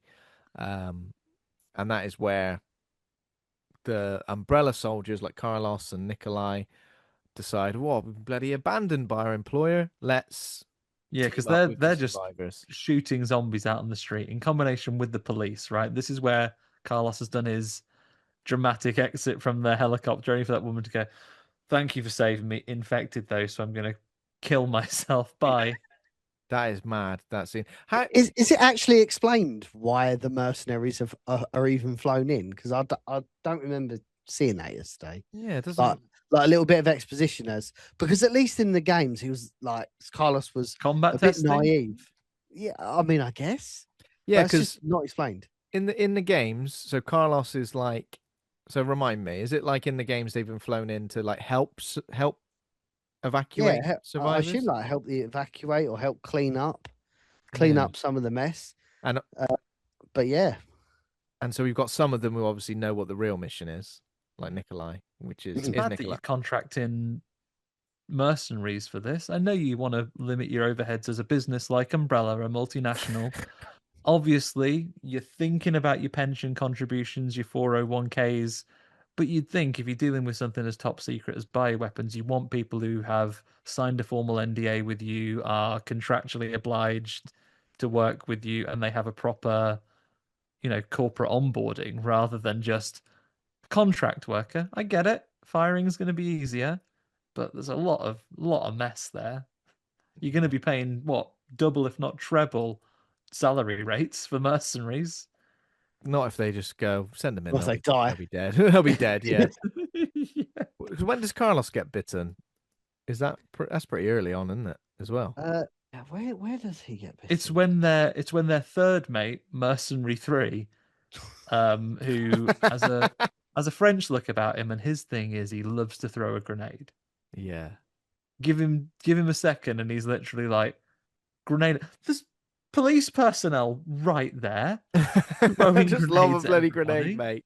His thing is grenades, and then I think he's the one that gets bitten on the arm, and when they go to the hospital looking for an evac, they turn their back on him for a second, Mm. and they turn. If we're in a zombie situation, Ben, and you get bitten, I won't shoot you straight away. I will do it myself, Jill Valentine style, but I want you not going quiet for a second. You recite your 9 times table on a loop, and the second you miss the I number, couldn't do that stop. if I was of presence of mind. Do you know what I mean? I'd be struggling anyway. Oh Tens fucking go up, hell! digits go down. It's a pattern you can follow, Ben. Oh, So you know now, what? even with the zombie, you can be Bang! ready. I'd take myself off. I'd be like, what's the name in Walking Dead? Takes himself off the knee into the. Well, that's all right. I might find my zombified wife and child out here. They'll be fine.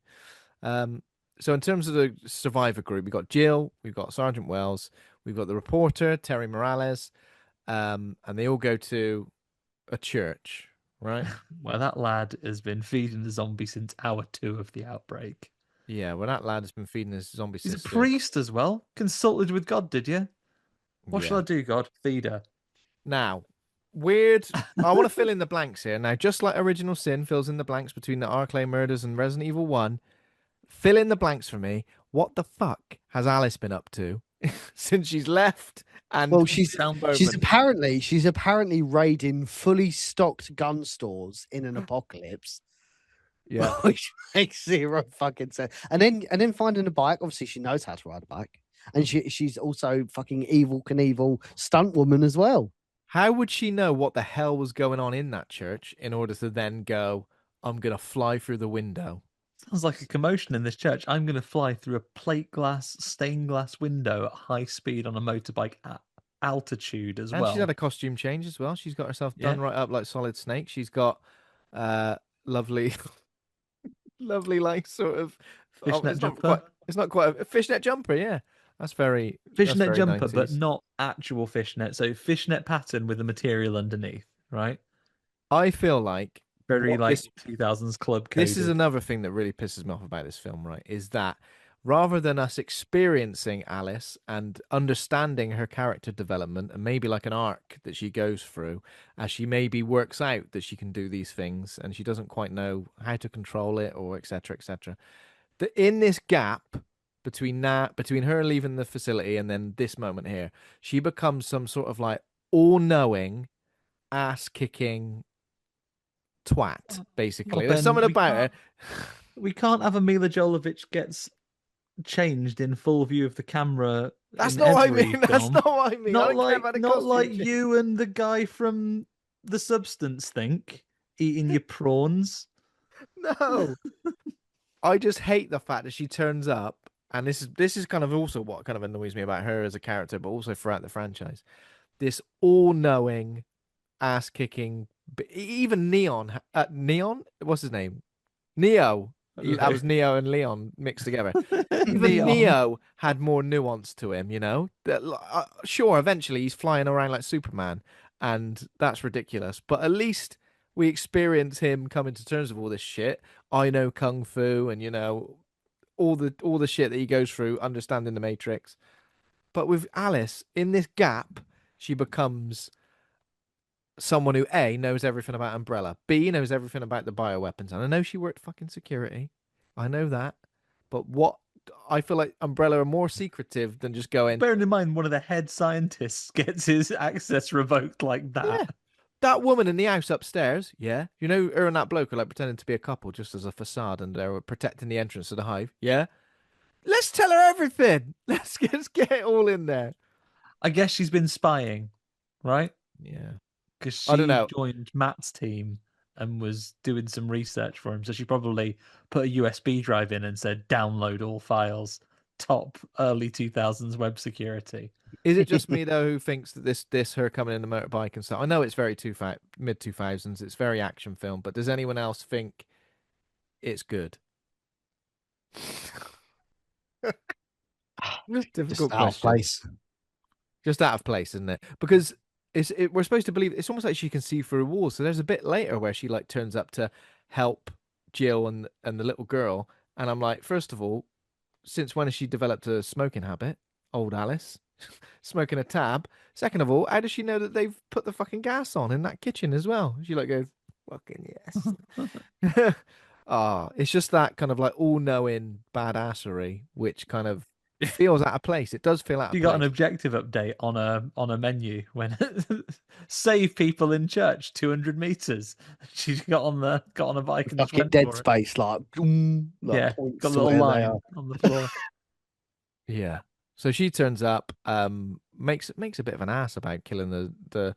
There's a lot of like, I've just killed this monster. Turn and talk to someone. Monster's back to life. There's a lot of that in But this she film as kills well. like three, right? So she flies to the window and shoots one to bits with her dual wielded SMGs. How she doesn't fall off the motorbike, I don't know. She's not holding onto it. Good thigh strength, Xenia on a top style. Um, she shoots that one up, and then she hits the other one with an exploding motorbike. Thankfully, not embedding a massive bit of shrapnel in any of the bystanders, exploding a Harley Davidson right next to them. And then the Yeah. third one, she gets with the power of your friend and mine, the Lord. She shoots the big hooks that are Oh holding up yeah. a big cross, and the final licker gets a bit of Jesus up him.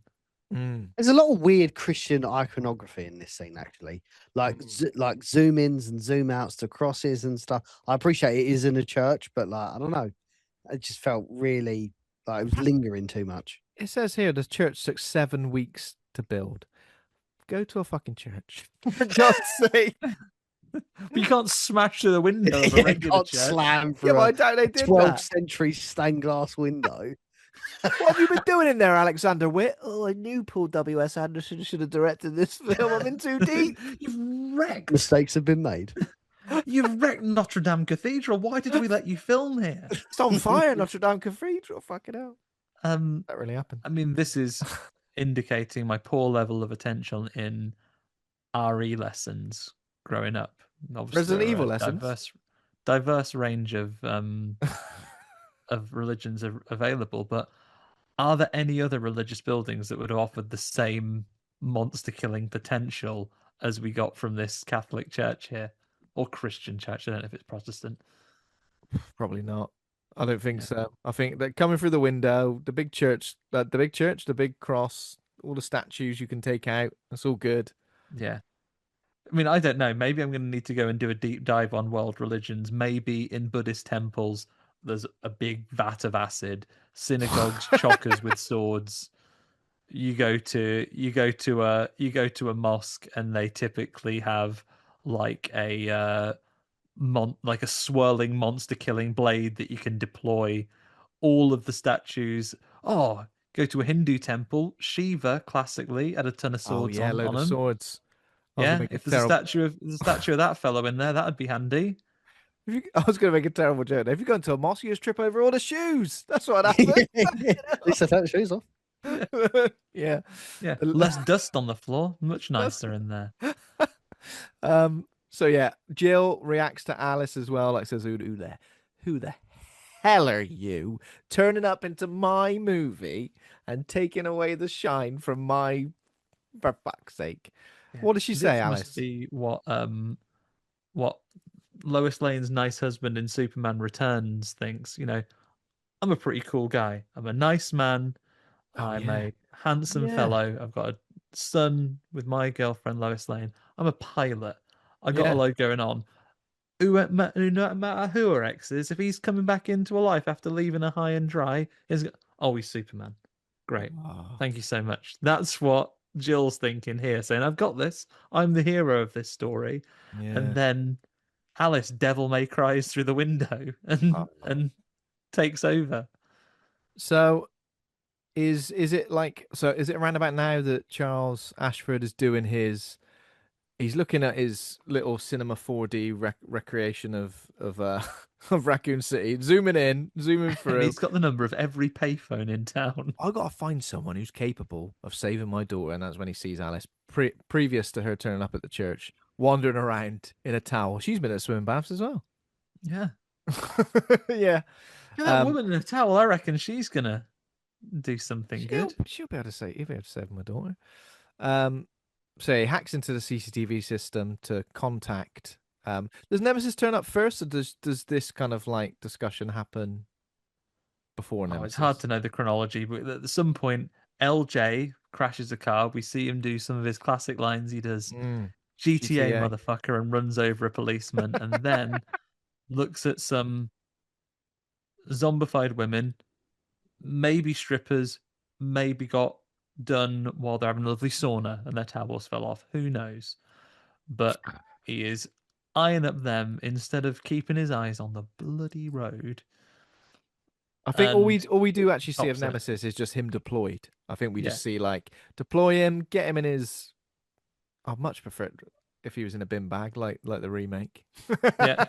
Wrapped up in a In a bin bin bag bag. though, he just stomps out and he sees the colourful cast of characters that are legally distinct from any of the Stars characters we've seen. It's not Barry, it is a cowboy sniperman who looks a bit like Oh Irvine yeah. from Final Fantasy VIII doing I, some shooting. I do have You to got ask all your these other lads.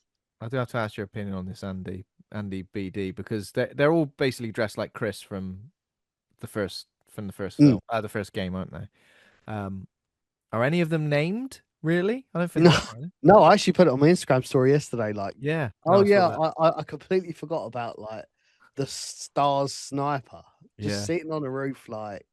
But yeah, they're all like, like Stars was meant to be like this elite unit, Hmm. very few people. But like now, everyone. I mean, it's almost everyone. If everyone's in the club, it's not exclusive. Yeah. That's where we're at, and there's just Stars members everywhere. There's And we know too there's much. only one police station, Raccoon City Police Station, just one. As we well know. It is confusing because there's too much going on. I feel like they throw too much into it. We've got the Umbrella team, the Umbrella soldiers, Stars. Then we've got Jill and her group, and obviously LJ. I feel like there is too much going on. Like, it's kind of like where do and there's so much more they could have done, in terms of like double crossing or like having an inside man or something like Yeah. that. Like they didn't do any He of didn't that. do any of that. No. I like it when LJ walks into the cinema, like the sniper saves him from a zombie. He thinks, wait a minute, classic action horror trope where like a man's pointing a gun at me. No, he's going to save you from a threat Yeah. behind you by shooting it. And he goes in, and all the Stars guys point a gun at him and says, listen, I'm fine actually. And they go, no, you'll be needing this gun. And they're sort of legally distinct from Barry Burton, offers him a gun. And he goes, please, my shit is custom. And he's got two big golden guns. Two Steve Burnside. Well, no, Steve Burnside's got the Lugers, Gold isn't he? Lugers. He's Yeah. got golden Lugers. Yeah. I mean, they've He's got just to keep. got big sort of golden Colt 45s or whatever they are. Yeah. And then the Nemesis has been given specific orders to kill Stars. He tanks a load of bullets, shoots them, all dead. Terminator 2 style, not killing him. And then he looks at LJ and goes like, civilian, threat minimal. And then he puts his guns down. It goes non-combatant, threat 0. Then did he say Stars and walk away in his trademark voice? Mhm. Seems right. Yeah, the job's done. Interesting introduction to like a famous antagonist in the franchise, but you And know, then is it we move on. moments later that Alice and Nemesis, they're just walking over the overpass and see her. I think yeah. Like So it's pays a no little. attention to Jill Valentine, who's a member of Stars, but bad Bluetooth headset man goes, "That's Alice." Ken Watanabe style, let them fight. So obviously before this, we need to mention obviously that Dr. Ashford does call Alice and the survivors, offering to arrange their evacuation in exchange for rescuing his daughter, who's at the school. Or he don't think he knows she's at the school. He's like, just help me find her. He gives the same offer to Carlos and Gino Vev, is that his name? The other Ginelli. guy? The other Why? guy, third mercenary. Sorry, that's what I meant. Oh, Third Nikolai Mercenary 3. Yeah. mercenary free. Who does he think he is? Charles Ashford, just ringing everyone up and go save my bloody daughter, giving them the same offer. And And also, the what I baddies, hate, while cutting off his internet access and all of his umbrella access, haven't thought to just have someone watch him. All right, we've cut off his access. Let's just leave him in here. Should we not value him as an employee and use some of our mercenaries and keep him a yeah, key scientist that we care enough about to evacuate on side by trying as hard as we can to save his daughter, securing his loyalty? Oh, I'm sorry, were you in charge of this operation? No, I am. Shut up then. he Now continue not explains. watching that man. He explains to both of them, obviously, that Umbrella plans to destroy Raccoon City with a nuke to eliminate the zombie infection. And again, this adds the kind of timer to the film, doesn't it? That obviously Mhm. the games enjoy so much, and I What I do enjoyed like that. here is that they just say morning and then allow that to be an arbitrary amount of time for what the film needs, rather than Mm, in Welcome to Raccoon City, where for some reason they give themselves an arbitrary countdown and it's like 4 hours to go, ticking down as this film, mm, and then there's too much to happen in that time. yeah, Just put a bigger number. You're writing this. yeah. Um, So yeah, he basically has got two teams looking for his daughter to help find her. What is also annoying is the fact that him arranging their evacuation is bullshit because he's literally got there happens to be a helicopter over there, but it's heavily guarded. Nothing to do with me actually. But that's your ticket out of there. I've organised that. Fuck I've told off. you where it is. I'll tell you where you can steal a helicopter from. Now, by the way, you've got a kid with you. Ah, insane. So yeah, they head while heading to Angela, that is when Alice and the group are ambushed by Nemesis. Um, Wells turns into a zombie pretty late on. Um, and then Alice fights Nemesis. So yeah, let them fight. When does she do the thing where she's running down the building? Is that yet? Has that already happened? That's the That's helicopter in bit. a moment. Yeah. That's Yeah, in a that's the moment. helicopter bit. This fight with Nemesis, she does some shooting at him, gives him some punches, jumps over a car to avoid being rocketed, cuts her arm on an air vent, which doesn't. It's done as if that's going to be her undoing later, like she's got a Oh poorly yeah. arm or she gets tetanus, the one virus she wasn't immune to. Um, Still a T virus, that isn't it? um, but it's framed as if we need to care about the way she cuts her arm when she's Yeah. jumping down the air vent, but doesn't. And Chekhov's thankfully, Chekhov's arm scratch. the good folks at Umbrella, say what you want about them, they've invested in some pretty strong dumpsters for that city. Mm, absolutely. He shoots a missile down that thing, the bin just tips over, and it protects her like an adamantium shell. So she like draws Nemesis away from the others, and that's when Jill and Carlos? Oh no, wait. Jill and Morales, so the weather woman, rescue LJ, and then that is when they meet Carlos to find Angela. This whole bit's a bit convoluted, isn't it? Again, Mm. I think we've got too They many all meet each other. characters. Goes, can I join your team? Yes, you may. Yeah, what does Carlos, what does he say? He says like, oh yeah, we've both got the same goal. So rather than being rivals, we're actually I think friends. they meet at the school, right? So they meet a bit Mm. later. They meet LJ now, and he goes, right, you're in the gang. Because then when they get to the school, they split into parties. Yeah. Have you ever Jill, walked into a room full of zombie children as well and not noticed any of them? Literally just walked in and gone, all right. Are you all right over there, little girl? Surrounded by zombie children. Scary stuff. And she get that's her gone, isn't it, Weather Lady? Yeah, this is when she gets eaten off like through the viewfinder Hmm. style. And then we find Angela, who says she likes to be called Angie. She reveals that the zombie outbreak stems from the T virus created by her father to treat her genetic condition. I've got this genetic condition that I've made, and it does turn everyone into zombies, but it makes my daughter's legs better for a bit. Yeah. Oh yeah, that's worth it. Um, and again, more I guess more lore dump for the T virus at this point. So antivirus serum all the time to avoid becoming a zombie, and she uses some of the serum to cure Carlos. So a one-time thing for him, right? Yeah, one off. He's better. He is up and running again because he happens to have been bitten when they get the cure. Nikolai has his heroic moment here, though, right? Dogs wise. So, Oh god. what are your thoughts on the application of lovely zombie dogs? Uh, yeah. Sorry, Andy. What do you think of this? Because it's a bit random that they're just in the school, isn't it? I guess. Oh wait, we see Yeah, the like too quiet as K. well. We see like the canine unit empty, don't we? That kind of sets the scene. Is that right? Did I Hmm. imagine that? I did like the whole elementary school was pretty well done. Mm. To be fair, with the zombie children and like with the skeleton, and then the fire blanket was kind of interesting. Oh yeah, God, yeah, the he fire makes it. She makes it when they're exploding the cafeteria to get the dogs. They protect her with a firefly. That's pretty cool. Very Jurassic Park. This scene, isn't it? When they Mm. hide in the Yeah. kitchen and the dogs come Yes, in, yeah, good reference. get the old gas on. You know, it'd have to be on for bloody ages to make an explosion that big. Been on for 3 seconds. The amount of time Boom. it's on, it might have just startled them. They go, oh, that was close.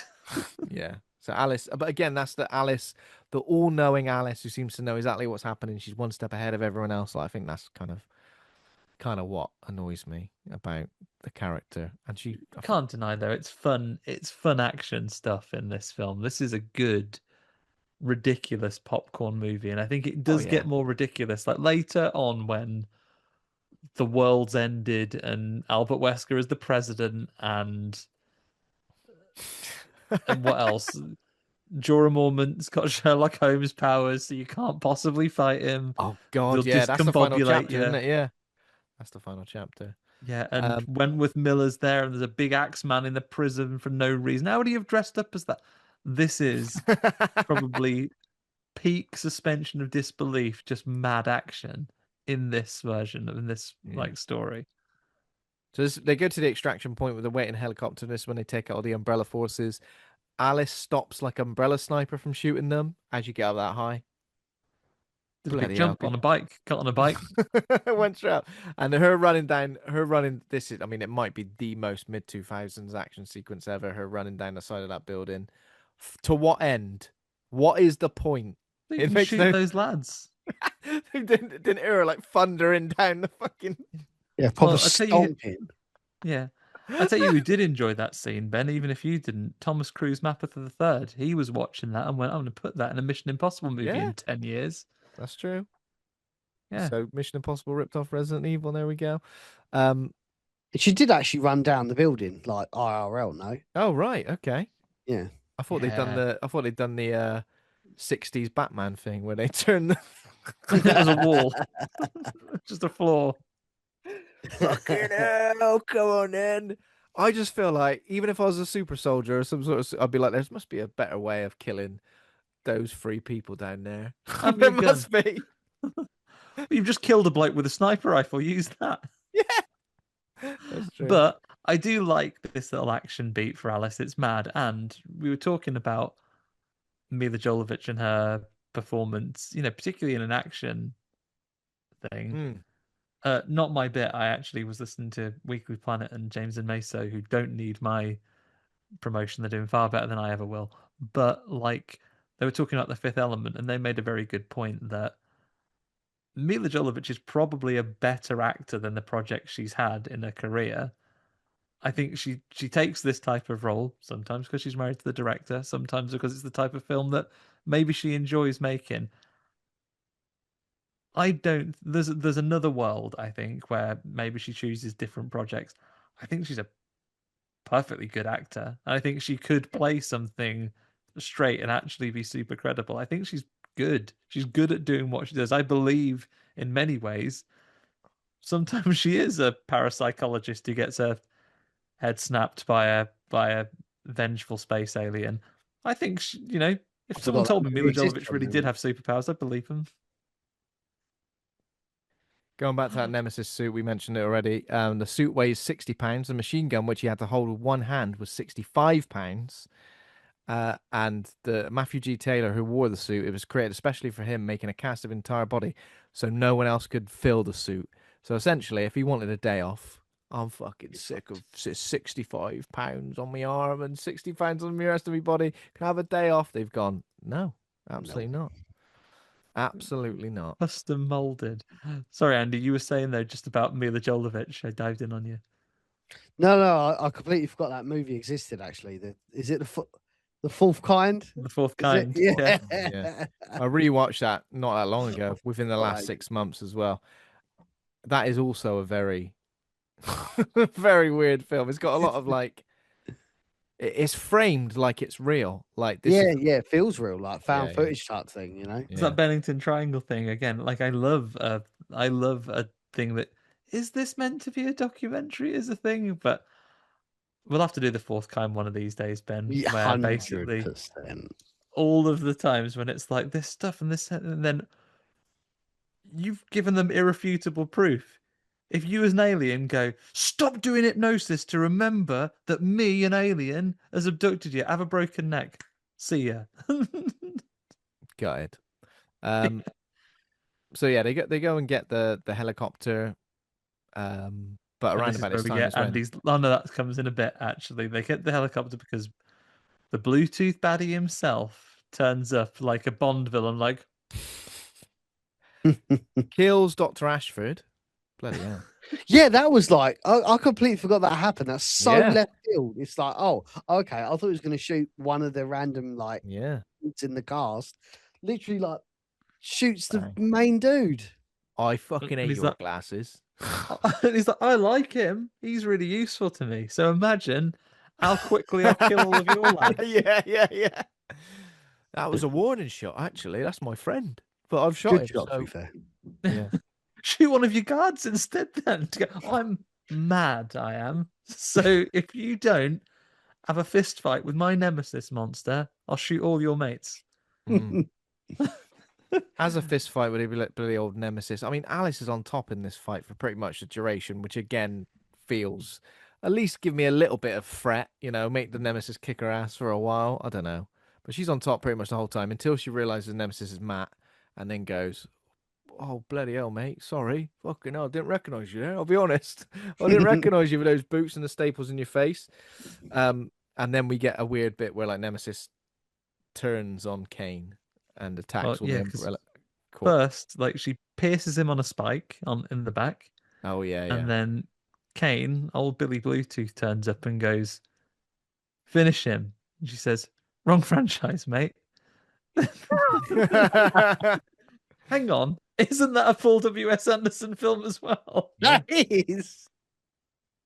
Yeah, Mortal Kombat, of course. He shut that in for that reason. Yeah, finish him. And he goes, listen, that's not what we say around here. And I shan't finish him. And he goes, well, what's the consequence of refusing to finish him? He goes, well, goodbye, then. Well, then I shall leave. Goodbye. Goodbye. I shall leave you here to die. Cheerio. So, yeah, Nemesis starts protecting Alice from the Umbrella Troops and whoever else. Is this where she does her Code Veronica moment? Yes. Oh, yeah, we get the Code Veronica moment here as well, which is, again, kind of just tacked on, but I guess kind of works, doesn't it? I mean, it's pretty good, isn't it? With the whole, like, because for those who are unfamiliar with the opening cinematic of Resident Evil Code Veronica, and I guess you could be forgiven for being not familiar with it, Claire Redfield in the thing and Alice in this is held at gunpoint by insurmountable odds. Too many people with guns trained on her to ever possibly shoot them all. She puts her hands up, lets the gun fall to the floor. Oh, yeah. And then in the split second before that gun hits the floor, she drops down to the floor herself, catches the gun, and then shoots all the guys in the legs. Yeah. I feel like that's been recreated in some films as well. I feel like I've seen it a few times now. That moment. I think James Um, Bond's done it since then. yeah. Casino Royale. Oh, really? He shoots a barrel. Yeah. Remaining survivor sees the helicopter. They throw Kane out of it. He bloody twists his ankle, doesn't he? And he's shooting some Oh, this is where zombies. LJ gets to do Andy VD's line of the film. Oh, yeah. So why is he sitting in the like? It's not fine. That's never explained it. Like he's just sitting there like he knows what he's doing. Maybe he does. Maybe he Maybe does. maybe it's like the same thing as the liquors, where he's like, "Oh, he's coming! Right, I'm gonna sit in the pilot seat." You wait till I say this. When he Whoa. comes in, I'm gonna say something. Carlos, listen. You stay out of sight. Right, he's gonna say something, and I'm gonna say something to him, and I'm gonna punch him out. Oh, come on. This is a serious situation. But yeah, they throw Kane out from the helicopter. He shoots a few zombies, then he goes to shoot himself. And all the time we see zombified Charles Ashford crawling towards him. Again, the rules of the zombies are kind of all over the place. Because why would he be a zombie? Like if he was shot? Like it doesn't He's really been make In the got head. Walking Dead rules, hasn't he? Oh He yeah, was we shot do. in the head as well. Yeah. So are we doing Walking Dead rules where there's no more Everyone's room in affected. hell and all that shit? I was thinking, like in Walking Dead, if you die of anything, you'll Yeah, come you back come as a back. zombie. You're right. Mm. Yeah. Maybe it's an infection thing because Raccoon City, it's meant to be rats, isn't it? Oh wait, we completely forgot to mention that zombies come out the ground in a graveyard. Earlier Yeah, in this I film. thought that was weird until actually that was in the original Resident Evil 3 when you're in the Gravedigger yard and the Oh, zombies yeah, do you're come right. out. Yeah. But I think that's the only time. They come out of the ground in Code Veronica as well, don't they? Yeah. Oh, There's a sorry, yeah, you're graveyard right. outside the prison. Yeah. Yeah, But there's a no, you're right. gravedigger worm in that as well. Oh, yeah, of course. So potentially people like I always like to think of it as people who have died recently have maybe come back in some way for some reason. When they're in a graveyard, they're all Infected. sort of skeletonized. Yeah. Maybe. The rules of the T virus are if it is plot relevant or scary, Yeah. it can make something turn into whatever it wants. Also, if Sometimes- if the T virus fixes ailments, why isn't Charles Ashford walking? Yeah. Oh yeah, that's true. By Like, those very maybe rules- because he's been poorly for so long, his Okay. muscles have atrophied and they don't work. Yeah, that's true. But yeah, Kane is dead. Kane gets killed by Charles Ashford. And then we get them flying away as the nuke detonates over the city, and the resulting blast wave causes. Oh, this bit's so strange. This bit's so strange. As if you'd have the presence of mind. Hang on a minute. An explosion, a metal pole's about to impale this little girl. I've got the presence of mind to stand in the way of it. Oh! And then she's just there going, Alex, what's happening? You've been done by a metal pole in this crashing Yeah. helicopter. And they all abandon. Like obviously that helicopter crashes, and they just abandon Alice. I guess because she's dead. Like air's all burnt off or whatever. And then we just get like TV footage, which like sets the scene of, oh my god, there was a meltdown at a nuclear power plant, and yeah. Raccoon City nuclear power plant, the only one. Oh, and also this weather lady's made a video that apparently says Umbrella's to blame with everything. But Oh, yeah, no, 'cause Alice does a video, doesn't she? She does it when they're driving in the car earlier. She does Oh, a yeah, video. she does a little. My name is Alice. My name is Alice. A little talking head. Yeah. Then we see Alice's body get claimed by Umbrella again, and this is where we get the introduction to Ian Glenn, Dr. Alexander Isaacs, who is essentially in the franchise for every film after this, right? Sort of plays a Wesker / Birkin role, I guess. A weird amalgamation. So they go and take her to a research facility, and this is where she's displaying. Now, again, I know in Resident Evil, especially in the games, we've had characters with like telekinetic abilities, psionic abilities. I forgot about this. But do you know what? Right, so I'm going to rank the bits I hate the most in this sequence, right? First of all, I hate the way Alice delivers "My name is Alice." She does a weird sort of like head tilt smirk, and I remember everything. And they go, "Fucking hell!" That was a proper What have I done? like Proper like soap opera. How long have you been standing there? Long enough. Long enough. Yeah. She like, I don't think she bites her lip, but in my head she goes like, and I remember everything. Also, security guard man working at Umbrella. Why does he deserve to get his brain sucked out of his nose? What has he done wrong? He's just looking. Oh, it's just Watching the security monitors, probably the Yeah. lowest paid person in the building. And she goes like this. She like that. There's a lot. There's a lot with Alice where she just like, does like the sort of smoking, tries to do like the smoking hot sort of face. What's it called when you kind of smize? Is that what it's called? She's smouldering. Smoldering. This she does a lot of. Smize. She does That's a lot of something- that. Smiling with your eyes. Smize. It's like it's so fucking corny, and that's why I said like this whole bit, which I think is supposed to establish, mate, she's gonna kick ass in Resident Evil 3. Did you see what happened at the end of Resident Evil 2? She got telekinesis, she got this, she got that, but when it happened for me, I was like, oh, This film's got more endings than Return of the Bloody King. Like, the helicopter crash could be it.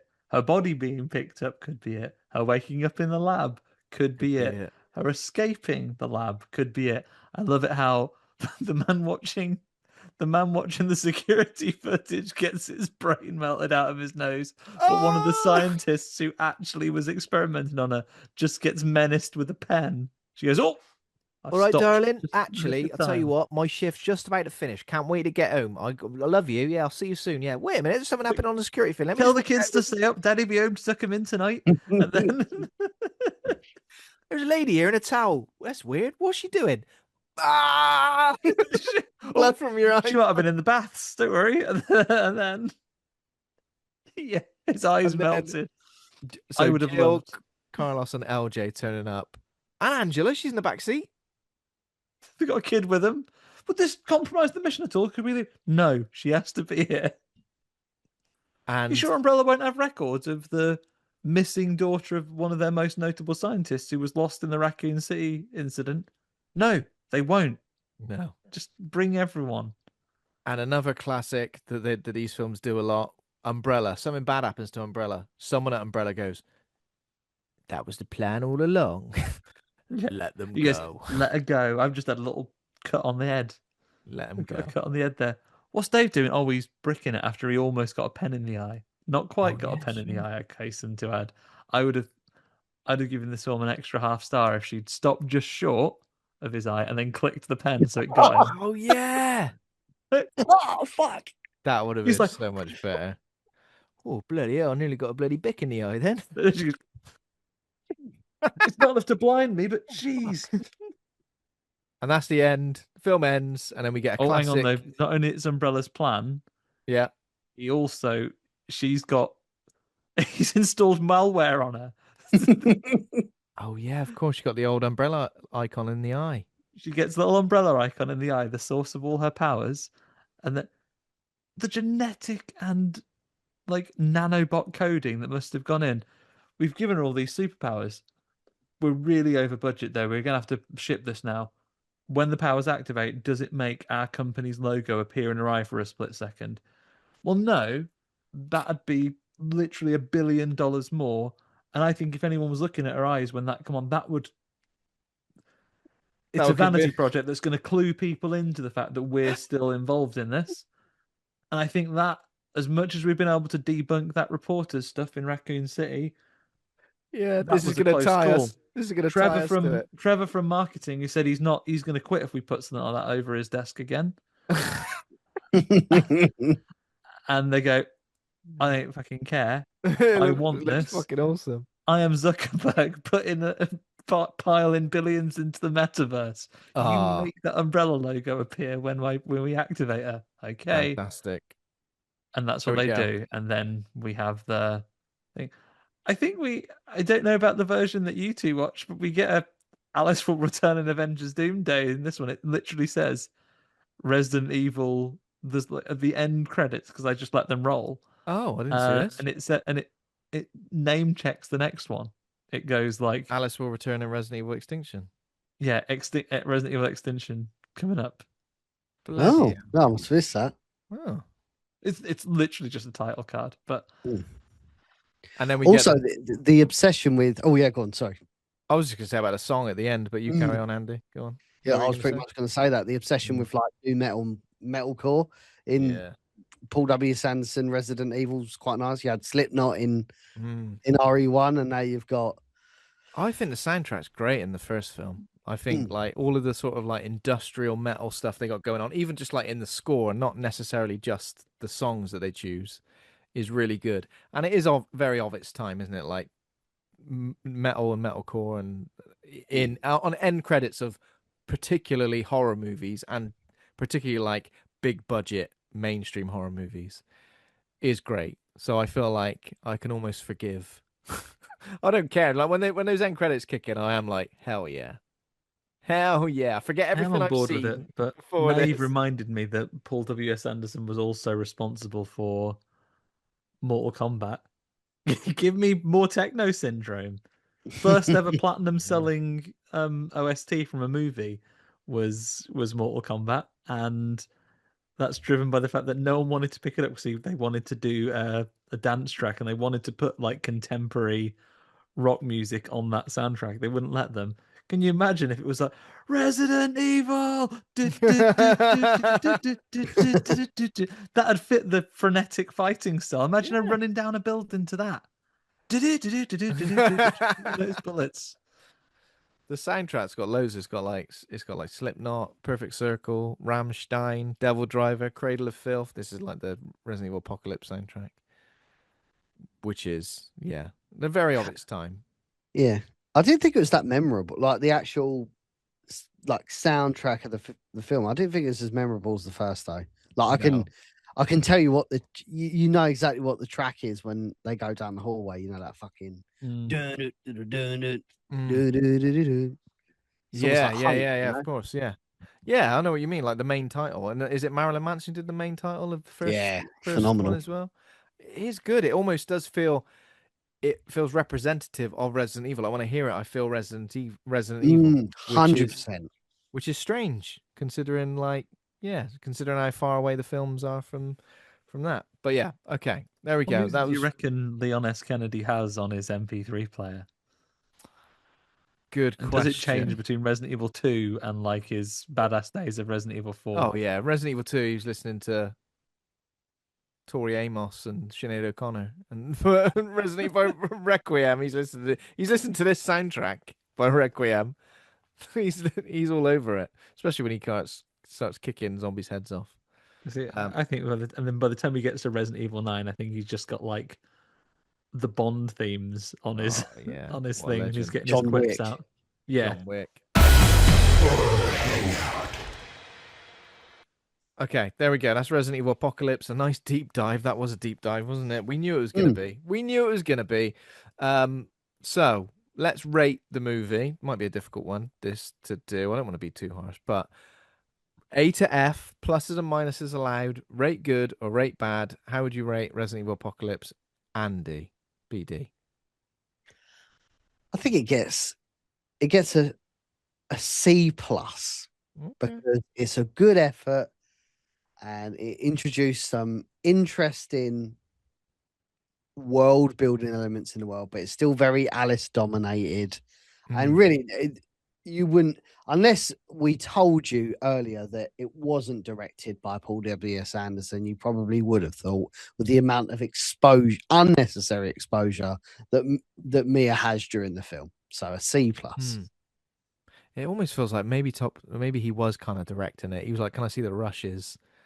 No, no, no, that's not right. Do you know what I mean? Like almost like that kind of thing. Almost like like the rumors that Steven Spielberg really directed Poltergeist because he was doing. That's right, isn't it, Andy? Because he was doing yeah, ET. yeah. Like is it for like union reasons that you couldn't Yeah, be doing those other yeah. things? But like He was let's there. not let's He give was there. He was Toby getting his. Hooper his credit, but the same. Let's give old Wiki his credit here. Yeah, let's give him his credit.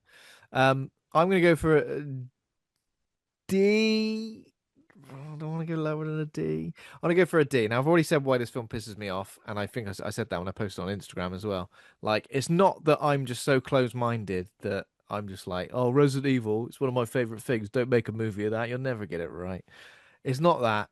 The two main things I mentioned, protagonist being superpowered and apocalypse on a world, I know it's located in the city in this one, but it does go further than that. I find it a bit, I don't know, insincere might be the right word. I know it's corny. I know it's over the top. I know it's very mid 2000s. It's an action horror movie from that era, and I know what we're getting with that. And there are plenty of films like that I enjoy, but plenty of that I don't enjoy. And Resident Evil Apocalypse kind of just pisses me off because I think it does Nemesis dirty, it does Jill Valentine dirty. I feel it's got so much going on. The fact that you've got like Stars and Umbrella Soldiers and the Nemesis and like these kind of like Wesker clones, who do we really want to be the big bad? We don't know. It's a very uneven film. So yeah, D for me. Yeah, now you've said it, we'll come to this as we no doubt go on the franchise. I feel like the Resident Evil films missed a trick not putting their biggest bit of their budget into stunt casting a Wesker and having him be consistent throughout. Mm. Have him as the character this time, and then have him return mysteriously with superpowers in the next one. That would have been that would have been interesting. But never mind. My rating for Resident Evil Apocalypse is so between the two of you. I'm going to go a C, I think, because and I think I said this. It's come back to me, Ben, as we were doing our series ranking. It is incredibly hard to put in order a fairly consistently 2-star film franchise as we go through. Yeah, This you're might right. be my favorite though because I think it is the most unabashedly fun. I think it's maybe between 2 and 3 because I quite like the desert setting and the survival elements of 3, Mm. but I don't like it how the next film starts with P.S. The world ended while we weren't while we were between films. This is a Yeah. different film now. Um, so I do like how it's fun.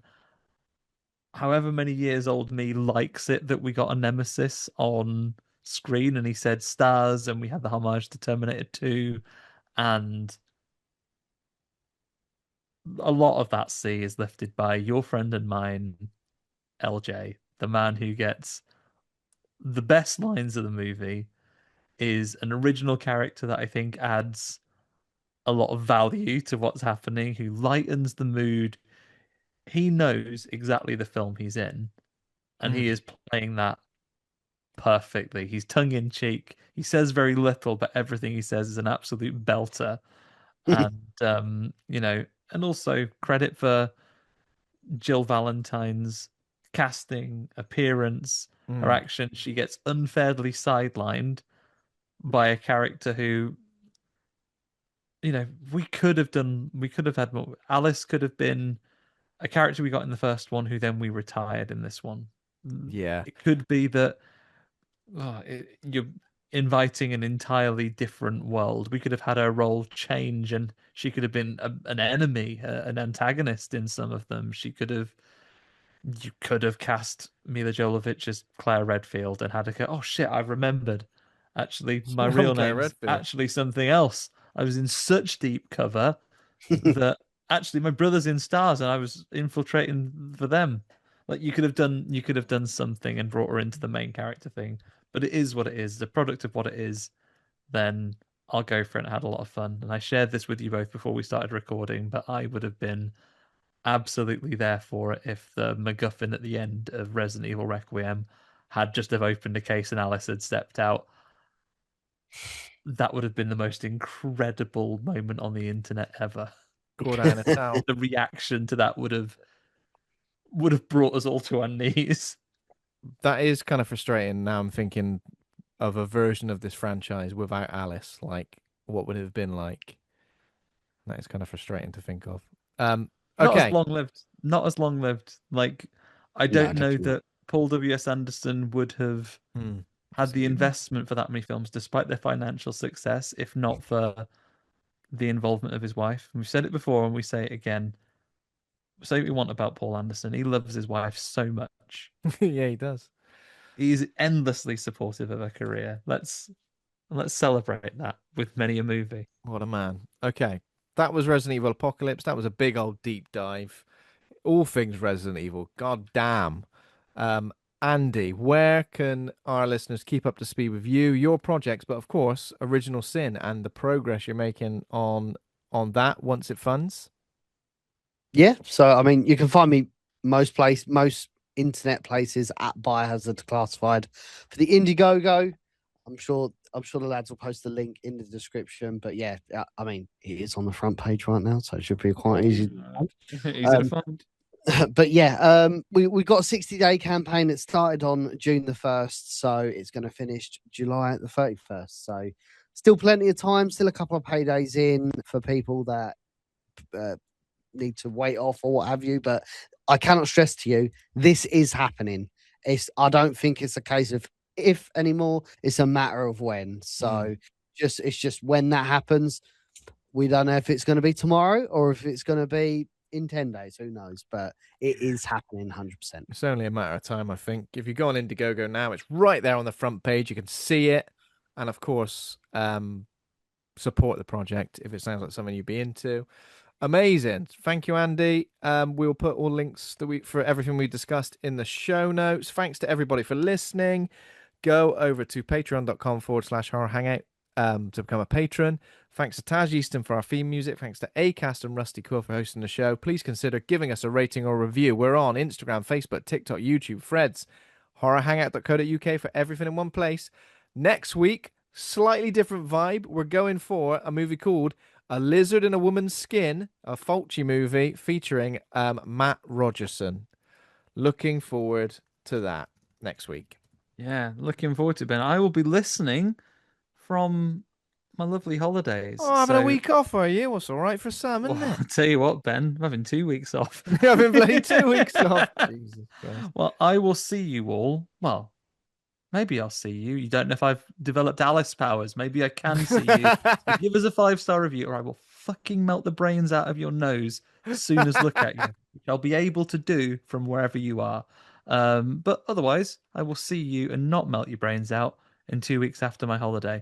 Ben, if I manage to watch the film in advance, I'll send you a little voice note for my review in case you miss me in your ears. Right, that was fun. See you later, Andes. See you later. Bye. Bye. Bye-bye.